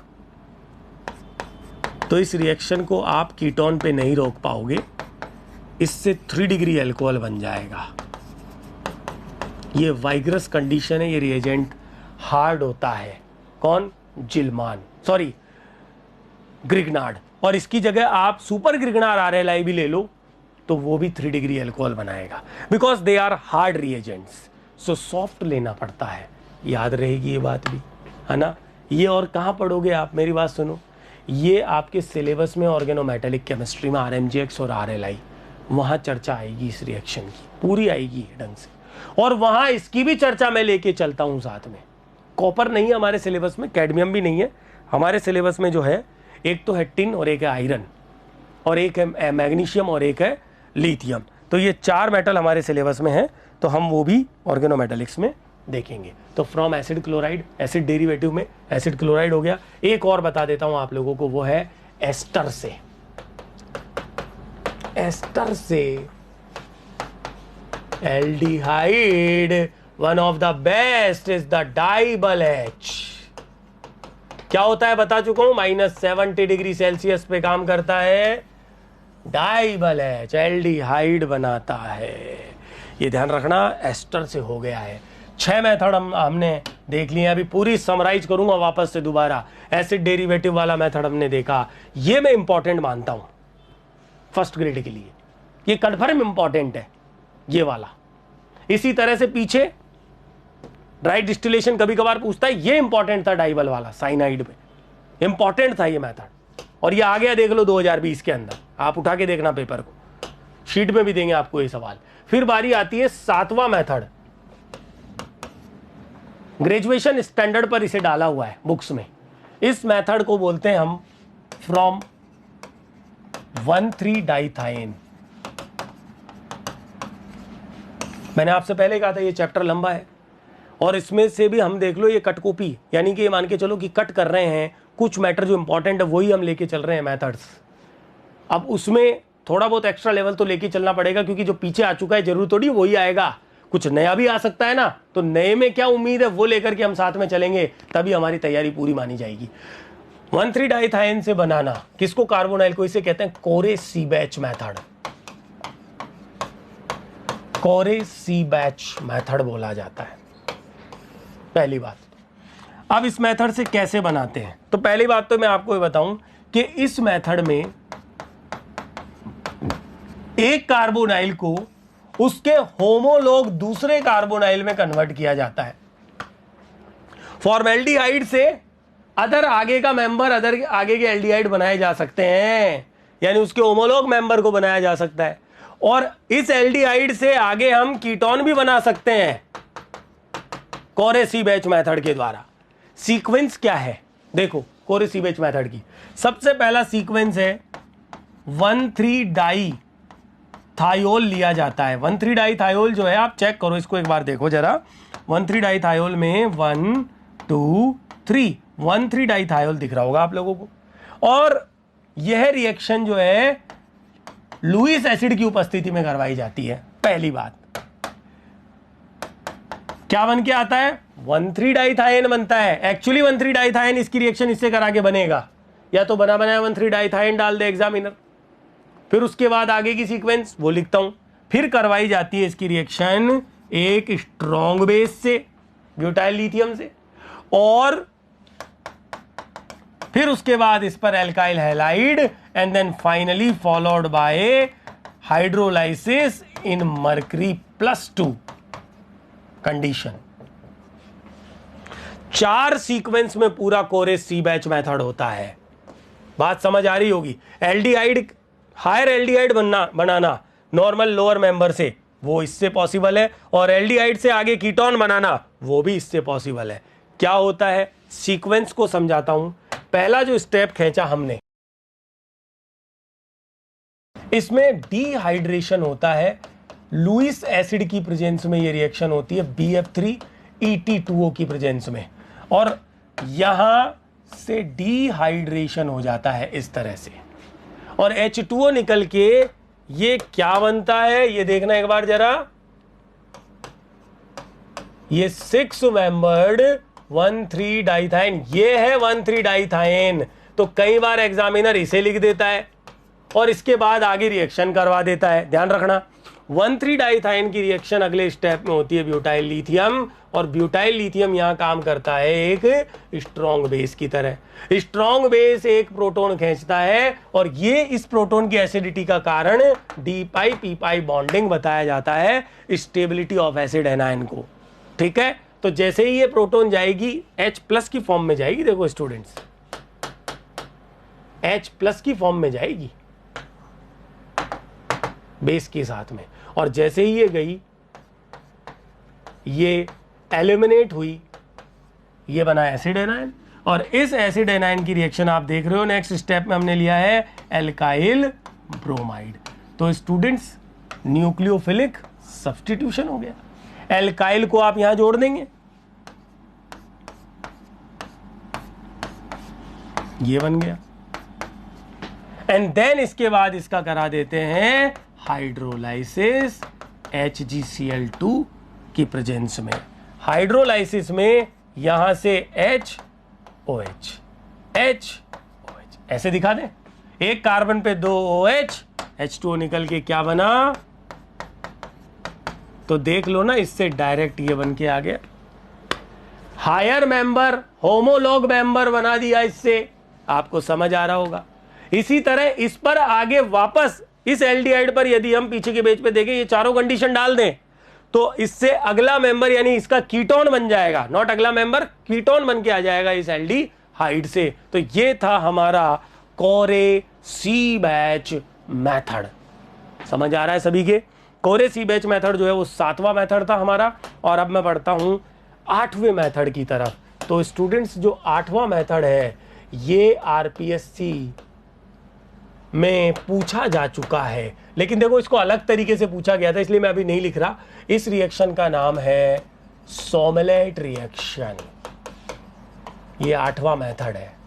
सोमलेट रिएक्शन में मैं आपको बता दूं कि बेंजाइल क्लोराइड से बेंज एल्डिहाइड बनाते हैं। तो क्या ये कार्बोनाइल सिंथेसिस में जाएगा? जा रहा है ना, देखो एल्डिहाइड बन के आ रहा है। तो एल्डिहाइड कार्बोनाइल का ही पार्ट है, तो कुछ मेथड तो ऐसे हैं जिनसे केवल एल्डिहाइड बनता है, जैसे कि ये उनमें से है, और कुछ ऐसे हैं जिनसे केवल कीटोन बनता है, और कुछ ऐसे हैं जिनसे दोनों बनते हैं। अब बोले इनको कैसे कैटेगराइज करें? अभी थोड़ी देर पहले आपने नाइट्राइल से डाइबल एच डाल के केवल एल्डिहाइड बनाया, और नाइट्राइल से आपने RMgX डाल के केवल कीटोन बनाया, तो वो अलग अलग कैटेगराइज हो जाते हैं। फिर उस समय हमें कोई शॉर्ट नोट नहीं खींचना, हमें कोई थ्योरेटिकल एग्जाम की तैयारी नहीं करनी है, हम MCQ based RPSC first grade की तैयारी कर रहे हैं, कंपटीशन की हम तैयारी कर रहे हैं। हमें कोई इस तरह से शॉर्ट नोट नहीं लेना है, हम मिक्स फॉर्म में चल रहे हैं, किन से कैसे बनता है और क्या बनता है और उसको याद रखने का क्या तरीका रहेगा, ये लेकर के हम चल रहे हैं। तो ये मेथड में बिल्कुल ये बनता है, हाँ, और इसमें हाइड्रोलाइसिस ही तो करवाएंगे। मुझे एक बात बताओ, सोमलेट रिएक्शन में हाइड्रोलाइसिस करवाया जाता है, लेकिन ये यूरोट्रोपिन की प्रेजेंस में, यूरोट्रोपिन होता है हेक्सामिथाइलिन टेट्राएमीन और एथेनॉल के साथ रिएक्ट कराते हैं। क्या लिया इसमें? यूरोट्रोपिन। ये यूरोट्रोपिन आपके फिर आएगा आगे, है ना, यूरोट्रोपिन फिर आएगा आप लोगों के आगे। अमोनिया और फॉर्मेलिन की रिएक्शन से इसे बनाते हैं, और ये जो यूरिन से रिलेटेड जो बीमारियां होती है, रोग होते हैं, है ना, यूरिनल जो डिजीज होती हैं, उनमें काम आता है, उनमें काम में लिया जाता है। तो यूरोट्रोपिन, एथेनॉल, इसकी प्रेजेंस में जब इसका हाइड्रोलाइसिस कराते हैं तो ध्यान रखिएगा, बेंजाइल क्लोराइड पर बिल्कुल पहले बेंजाइल अल्कोहल ही बना होगा, और वहां डिहाइड्रोजनेशन होकर के बेंजाइल्डिहाइड बन के आता है, सोमलेट रिएक्शन। अब RPSC ने ये तो नहीं लिख के दिया H2O और हाई टेम्परेचर 373 केल्विन जो है, RPSC ने एक बार लिख के दिया था। क्या लिख के दिया था? H2O 373 केल्विन इसके साथ में लिख के दिया था। देखो यहां पर एसिडिक मीडियम में होता है हाइड्रोलाइसिस जो है, सोमलेट रिएक्शन है। RPSC ने 373 केल्विन टेम्परेचर साथ में लिख के दिया, ये नहीं लिखा। तो वो रिएक्शन जो है वो मैं आपसे चर्चा करूंगा चैप्टर के लास्ट में कि किस तरह से पूछी गई थी। वैसे मैं आप लोगों को एक बात बता चुका हूं, क्या कि बेंजाइल क्लोराइड जो है वो क्लोरोमिथाइलेशन, किसकी? बेंजीन का क्लोरोमिथाइलेशन, किससे? फॉर्मेल्डिहाइड से। किसकी प्रेजेंस में? HCl, जिंक क्लोराइड की उपस्थिति में क्लोरोमिथाइलेशन AR रिएक्शन से बेस्ट बनता है। इसके अलावा बेंजाइल क्लोराइड टालुइन की अभिक्रिया Cl2 से प्रकाश की उपस्थिति में करा के भी बेस्ट बनता है। तो एक स्टेप पहले ले जाकर पहले इसे बनवाता है RPSC, और उसके बाद फर्दर इससे आगे ये रिएक्शन करवा के बेंजाइल्डिहाइड को कई बार बनवा लेता है। तो आपको केस स्ट्राइक कर जाएगा। वैसे मैं आपको बताऊं कि RPSC ने ये लिख के ये बनवाया था 2020 में, और इससे आगे हाइड्रोलाइसिस हाई टेम्परेचर डाला हुआ था। ये यूरोट्रोपिन और एथेनॉल नहीं था, यानी सोमलेट का केस नहीं था, वो H2O हाई टेम्परेचर, लेकिन पता है उसने बेंजाइल अल्कोहल लिख के ही नहीं दिया ऑप्शन में, वरना आप कंफ्यूज होते हैं। उसने सीधा एक ही ऑप्शन बेंजाइल्डिहाइड का बनाया और बाकी दूसरे प्रोडक्ट बना रखे थे। तो स्टूडेंट्स आप लोगों को केस स्ट्राइक कर जाएगा अपने आप, कई बार ऑप्शन से भी स्ट्राइक हो जाता है।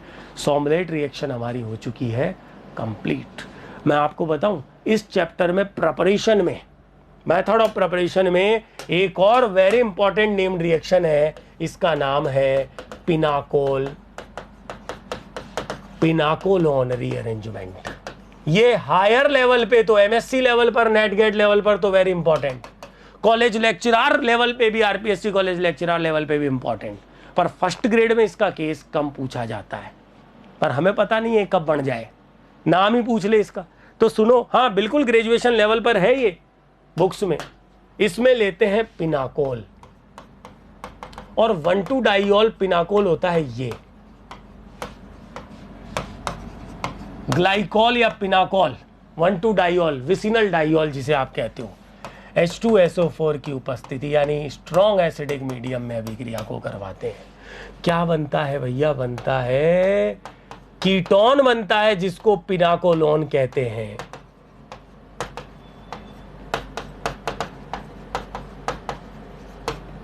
ये है पिनाकोल, ये है पिनाकोलोन।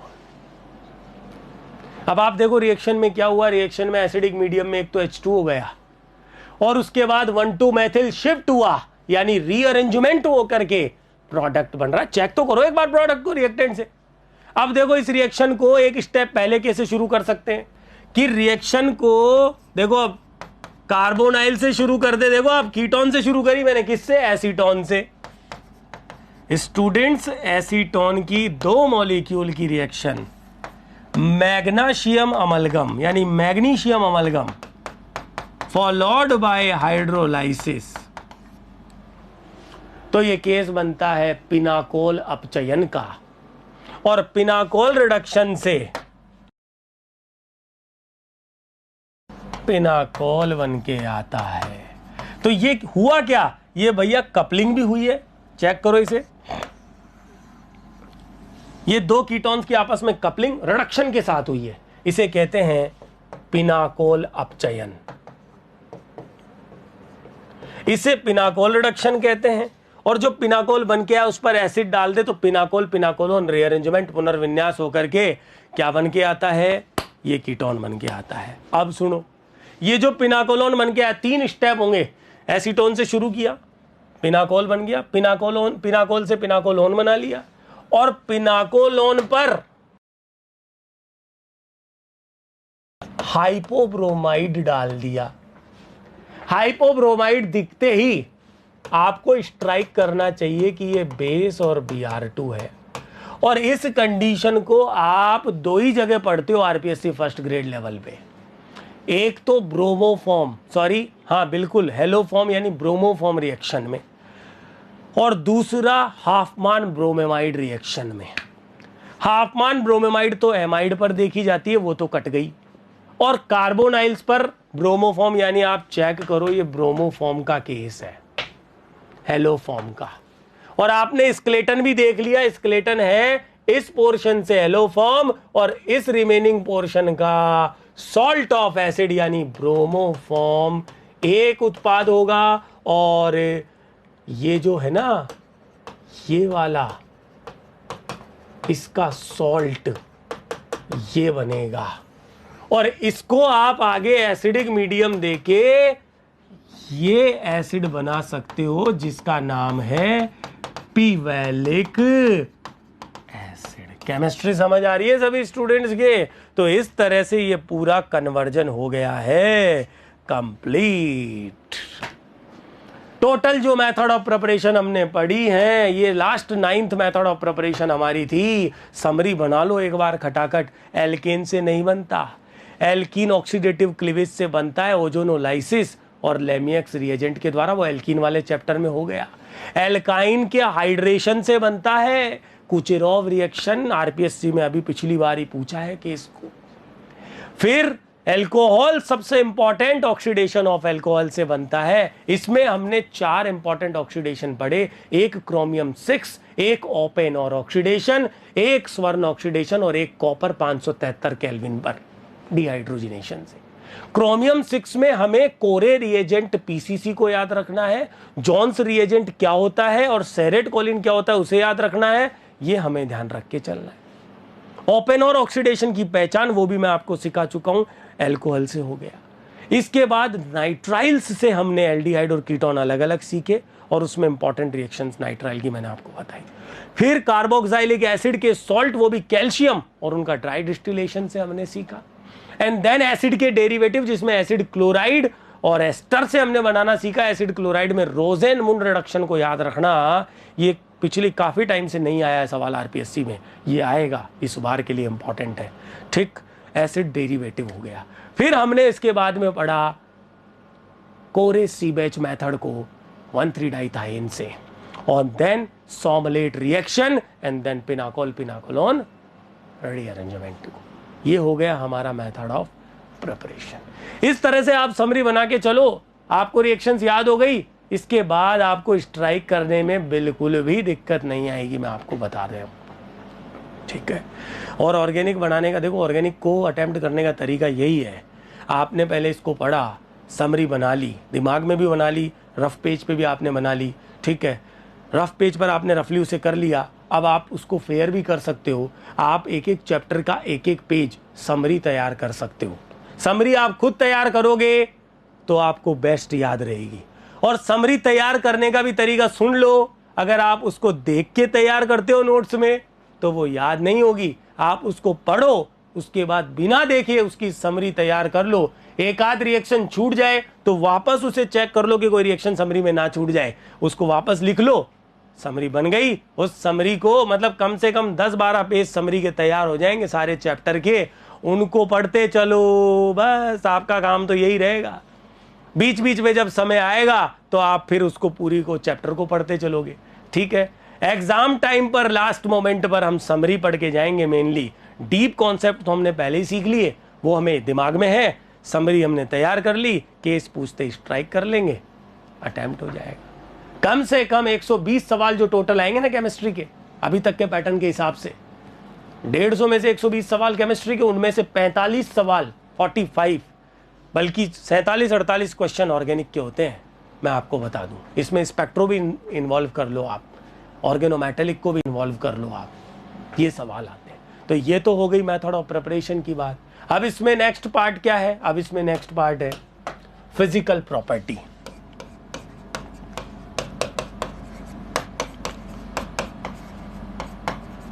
फिजिकल प्रॉपर्टी, फिजिकल प्रॉपर्टी को हिंदी में कहा जाता है भौतिक गुण। फिजिकल प्रॉपर्टी, तो देखो फिजिकल प्रॉपर्टी में हम जनरली क्या देखते हैं? हम फिजिकल स्टेट देखते हैं, भौतिक अवस्था कि वही सॉलिड है, लिक्विड है या गैसियस है। इसके अलावा हम उनकी स्मेल देखते हैं, गंध को देखते हैं, उनके कलर को देखते हैं, रंग को देखते हैं, उनकी सॉल्युबिलिटी को यानी विलयता को देखते हैं, और उनके बॉइलिंग पॉइंट और मेल्टिंग पॉइंट यानी गलनांक, क्वथनांक और गलनांक को भी हम देख रहे होते हैं। अब यहां से फिजिकल प्रॉपर्टी से सवाल कई बार आ जाता है, कई बार नहीं आता। जैसे पिछली आरपीएससी में आ गया सवाल। तो हमें देखो क्या सीखना है कार्बोनाइल चैप्टर के अंदर। पहली बात तो सबसे पहले तो मैं अगर कहूं इनकी फिजिकल स्टेट, तो सुन लो, एल्डिहाइड और कीटोन आप पढ़ रहे हो, इनकी फिजिकल स्टेट होती है लिक्विड नॉर्मली, सामान्यतः। केवल फॉर्मेल्डिहाइड की यदि मैं बात करूं तो फॉर्मेल्डिहाइड एक गैस है जिसका liquid solution formalin 40% aqueous solution हम लेते हैं। सुन लो, बस फिजिकल प्रॉपर्टी को सुनो नॉलेज के लिए। बाकी इसके लोअर मेंबर लगभग 5 कार्बन तक के मेंबर जो है एल्डिहाइड और कीटोन के लिक्विड होते हैं। एसीटोन नेल पेंट रिमूवर की तरह लिक्विड होता है, एसीटल्डिहाइड लिक्विड होता है, कलरलेस लिक्विड होते हैं। हाँ, ये और स्मेल, ये सब बातें अभी हमारे काम की इतनी ज्यादा है ही नहीं आरपीएससी फर्स्ट ग्रेड में। ये तो प्रैक्टिकल नॉलेज है। जो हमारे काम की है फिजिकल प्रॉपर्टी में वो है एक तो सॉल्युबिलिटी, विलयता। तो मेरी बात सुनना ढंग से, C5 तक के मेंबर यानी लोअर मेंबर ऑफ एल्केनेल एंड एल्केनॉन्स यानी कीटोन और एल्डिहाइड के लोअर मेंबर्स जो लिक्विड है, they are soluble in water. Water की तो बात है, organic solvent such as ether, benzene, normal hexane, इनमें तो ये वैसे ही डिसॉल्व हो जाएंगे students. Organic compound organic solvent में डिसॉल्व होगा ही होगा, लेकिन शर्त देखो आप पोलर सॉल्वेंट में डिसॉल्व करना। पोलर सॉल्वेंट में जब भी डिसॉल्व करते हो आप, विलयता देखते हो, तो कंसेप्ट काम करता है इलेक्ट्रोस्टैटिक फोर्स ऑफ अट्रैक्शन, जिसमें आप देखते हो हाइड्रोजन बॉन्डिंग या फिर आप डाइपोल डाइपोल इंटरेक्शन वगैरह को देखते हो कि नहीं देखते हो।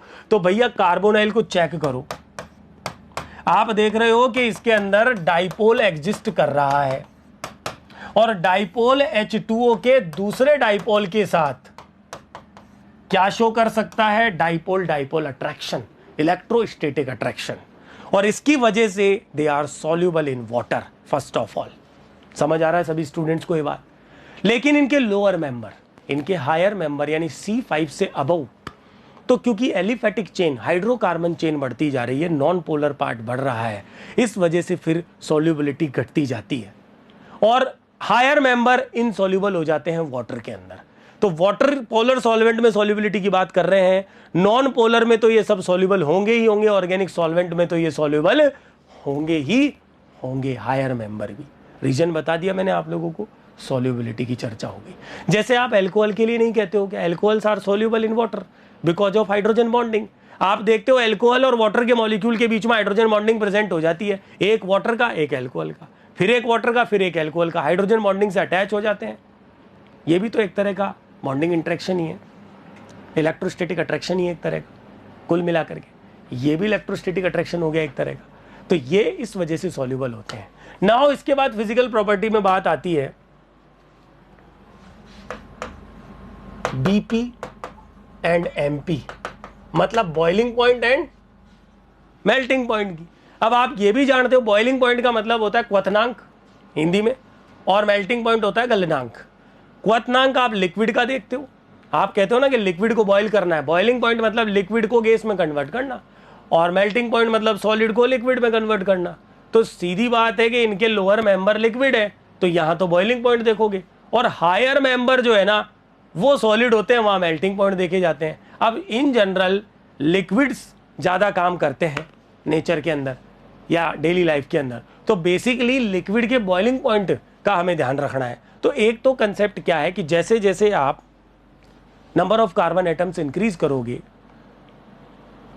तो due to intermolecular forces boiling point बढ़ते जाते हैं। ये हमने एल्केन में भी पढ़ा है, ये अल्कोहल पे भी अप्लाई होता है और ये एल्डिहाइड कीटोन पे भी अप्लाई होता है। आपको याद होगा एल्केन वाले चैप्टर में मैंने बताया था कि श्रृंखला बढ़ाते चलो, चेन, तो जैसे जैसे कार्बन बढ़ाओगे बॉइलिंग पॉइंट मेल्टिंग पॉइंट बढ़ते हैं, लेकिन यदि ब्रांच बढ़ा दो, शाखा, तो घटते हैं। तो ये चीज मैं वहां चर्चा कर चुका हूं एल्केन में। यहां मैं आपसे कह रहा हूं कि बॉइलिंग पॉइंट, मेनली हम दोनों की बात कर रहे हैं साथ में, बिल्कुल हायर मेंबर में मेल्टिंग पॉइंट जाएगा, लोअर में बॉइलिंग पॉइंट। तो भैया ध्यान रखना, आप बॉइल कर रहे हो तो सुनो मेरी बात, कार्बोनाइल है, इसमें क्या आपस में दो मॉलिक्यूल में अट्रैक्शन हो सकता है? चेक करो कि डाइपोल तो कहीं ना कहीं है ही ना इसमें। डाइपोल कैसे है? इस तरह से। अब आप इसको ट्रू कह दो, चाहे आप इसको डेल प्लस डेल माइनस दिखा दो, कहीं ना कहीं ऑक्सीजन दूसरा जो है वो इससे इलेक्ट्रोस्टैटिक अट्रैक्शन शो कर रहा है। इट मींस यहां पर इंटरमॉलिक्यूलर अट्रैक्शन, इंटरमॉलिक्यूलर मतलब दो मॉलिक्यूल में इंटरेक्शन है, और जब दो मॉलिक्यूल में आपस में अट्रैक्शन चलता है तो आपस में मॉलिक्यूल जुड़ते चलेंगे भैया, सही बात है ना। और यदि मॉलिक्यूल के बीच में आपस में इंटरमॉलिक्यूलर अट्रैक्शन चल रहा है तो इनके बॉइलिंग पॉइंट और मेल्टिंग पॉइंट कंपैरेटिवली हायर होते हैं। किससे? एल्केन्स से, क्योंकि एल्केन में होता है नॉन पोलर, एल्केन होती है नॉन पोलर, वहां कोई इस तरह का अट्रैक्शन नहीं है, इलेक्ट्रोस्टैटिक अट्रैक्शन नहीं है, डाइपोल डाइपोल अट्रैक्शन नहीं है, हाइड्रोजन बॉन्डिंग नहीं है। दैट इज वाई, आप समझिए इस बात को, इनके बॉइलिंग पॉइंट और मेल्टिंग पॉइंट करस्पॉन्डिंग एल्केन मतलब सेम मॉलिक्यूलर फॉर्मूले वाली एल्केन से ज्यादा आते हैं, सेम मॉलिक्यूलर फॉर्मूले वाली एल्केन से ज्यादा आते हैं, लेकिन एल्कोहल्स से कम आते हैं। इसी बेसिस को ध्यान में रखते हुए आरपीएससी ने अभी पिछली बार क्वथनांक का सवाल पूछा था, जो मैं अभी चर्चा करूंगा। तो सुनो, मैंने क्या कहा, एल्कोहल्स के बॉइलिंग पॉइंट, एल्कोहल्स भी आप देखते हो लोअर मेंबर, इनके एल्कोहल भी जो होते हैं वो लिक्विड ही फॉर्म में एग्जिस्ट करते हैं, फिजिकल स्टेट। तो एल्कोहल, फिर मैंने लिखा कार्बोनाइल्स एंड देन एल्केन, ये इनका बॉइलिंग पॉइंट का घटता क्रम।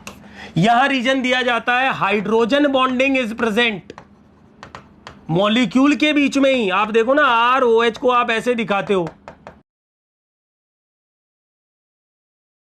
इस तरह से हाइड्रोजन बॉन्डिंग, एल्कोहल्स के मॉलिक्यूल के बीच में हाइड्रोजन बॉन्डिंग जो है स्ट्रॉन्ग अट्रैक्शन काम कर रहा है, जबकि यहां पर ओनली एंड ओनली इलेक्ट्रोस्टैटिक, ये जो कह रहे हो ना आप, इसको डाइपोल डाइपोल टाइप का जो अट्रैक्शन यहां पर काम कर रहा है। तो एग्जैक्टली हाइड्रोजन बॉन्डिंग कार्बोनाइल में वो तो पॉसिबल नहीं है।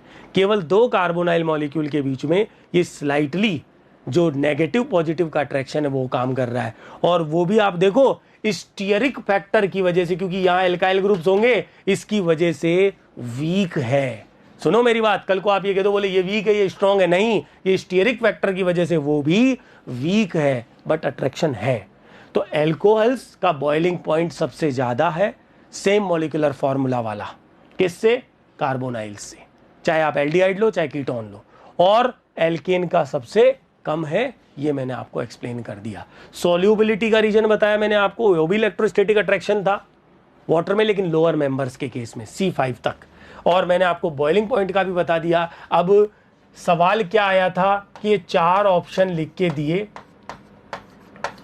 एक लिखा ब्यूटेनेल, एक लिखा ब्यूटेनॉल, एक लिखा डाई इथाइल ईथर, हाँ जी, और एक लिखा पेंटेन, नॉर्मल पेंटेन। और पूछा गया सबसे ज्यादा क्वथनांक किसका होगा, हाईएस्ट बॉइलिंग पॉइंट का सवाल, BP का बॉइलिंग पॉइंट का, और वो ये आंसर था ब्यूटेनॉल का। It is due to the hydrogen bonding in alcohols. ये ध्यान रखना है, स्टेटमेंट आपको मैंने बताया है। एल्डिहाइड में ओनली अट्रैक्शन है इलेक्ट्रोस्टैटिक, लेकिन वीक है हाइड्रोजन बॉन्डिंग की तुलना में। यहां कोई हाइड्रोजन बॉन्डिंग नहीं है, कोई किसी प्रकार का अट्रैक्शन नहीं है, यहां वो भी नहीं है, हमें दिख रहा है कहीं ना कहीं। तो कुल मिलाकर के इस तरह से हमें इस चीज को स्ट्राइक करना होता है। तो एक तो सॉल्युबिलिटी पोलर सॉल्वेंट में it is due to the hydrogen bonding as well as the electrostatic attraction. जो आप देख रहे हो सॉल्युबल ये भी है, कार्बोनाइल्स भी सॉल्युबल है वाटर में, लोअर मेंबर्स। तो कोई डाइपोल डाइपोल टाइप का अट्रैक्शन हो या कोई हाइड्रोजन बॉन्डिंग हो तो सॉल्युबिलिटी। और बॉइलिंग पॉइंट के लिए इंपॉर्टेंट कंसेप्ट है इंटरमोलिक्यूलर अट्रैक्शन होना, 2 मॉलिक्यूल का अट्रैक्शन होना। अब कुछ केस आप देखते हो हाइड्रोजन बॉन्डिंग के, जहां इंट्रा एक ही मॉलिक्यूल में हाइड्रोजन बॉन्डिंग होती है, उनके बॉइलिंग पॉइंट कम आते हैं, पर वो इस वक्त हमारा स्कोप नहीं है।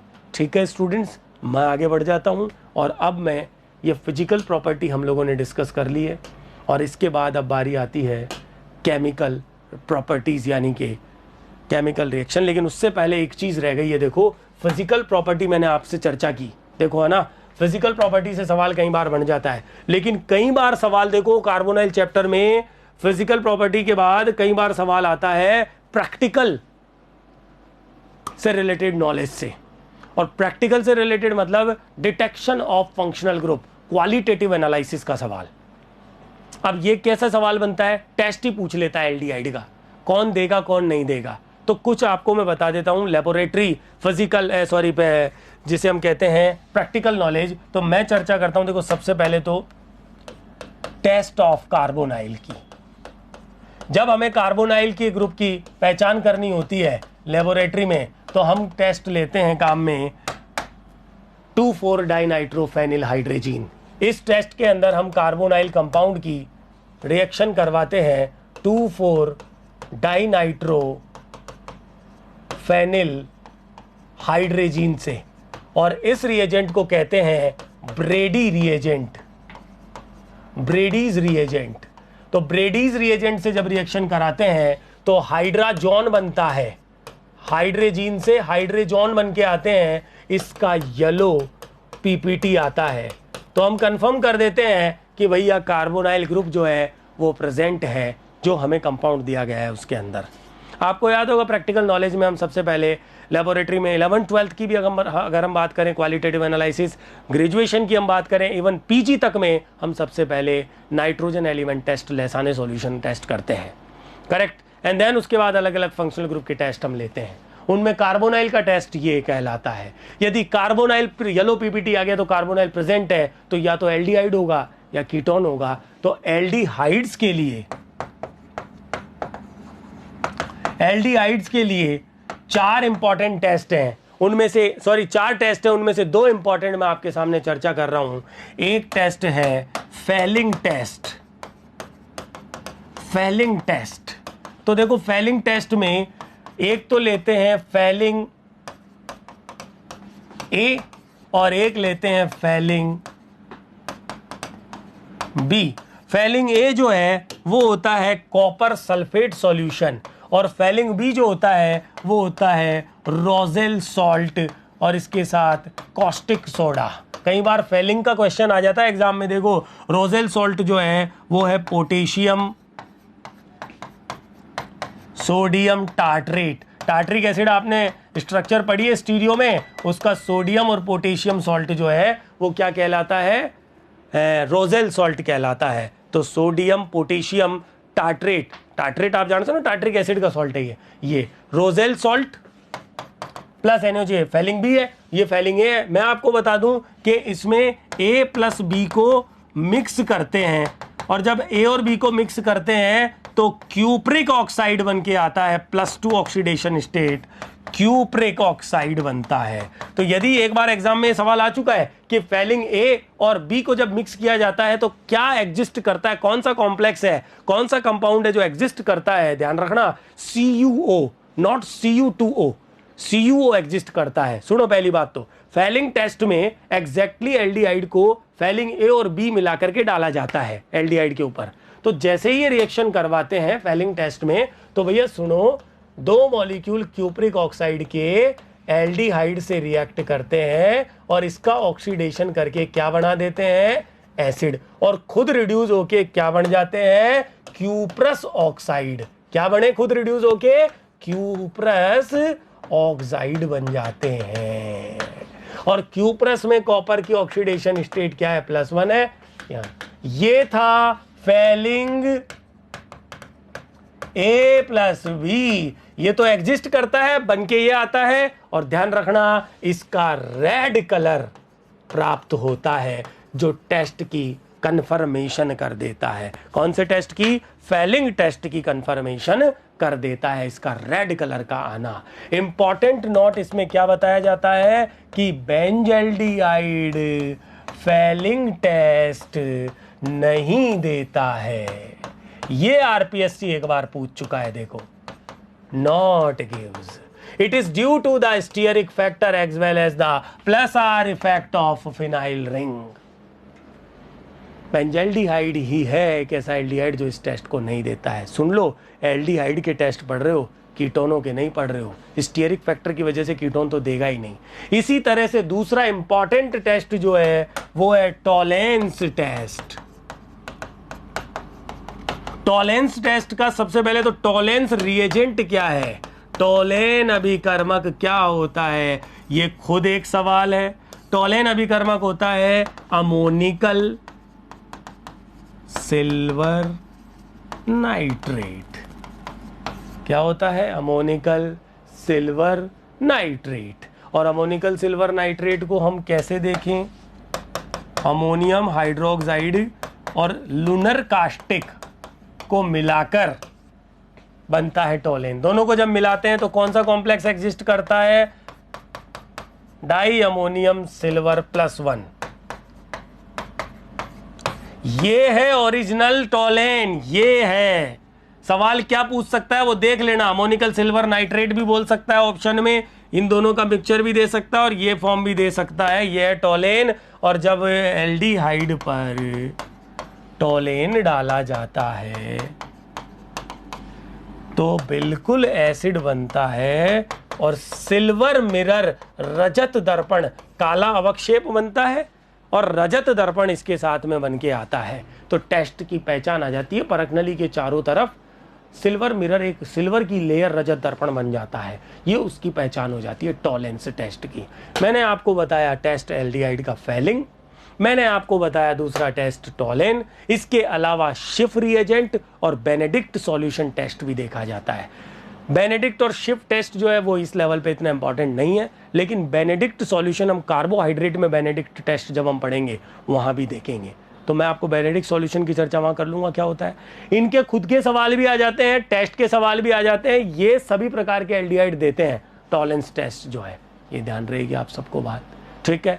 कीटोन के लिए मेटाडाइनाइट्रोबेंजीन टेस्ट वो इतना इंपॉर्टेंट है नहीं, उसकी चर्चा हम नहीं कर रहे, ओके। एक बात ध्यान रखना, एक बात वेरी इंपॉर्टेंट, लेबोरेटरी में आयोडोफॉर्म टेस्ट भी करवाया जाता है, क्योंकि आयोडोफॉर्म का पीला अवक्षेप पहचान देता है कार्बोनाइल्स की। ये आयोडोफॉर्म टेस्ट वही कार्बोनाइल्स देंगे जिनके पास,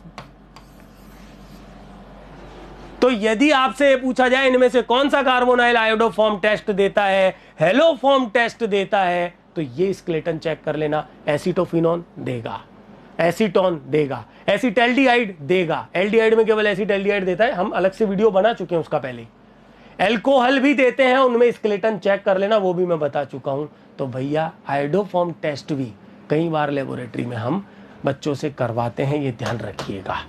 ये बात हो गई है इसकी प्रैक्टिकल नॉलेज की।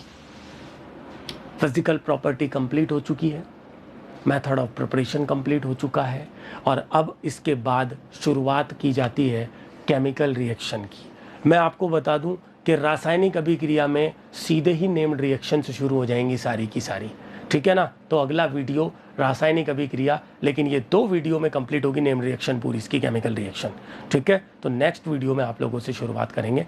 आज इस वीडियो को ख़त्म करते हैं और नेक्स्ट वीडियो में मिलेंगे। Okay students, good bye.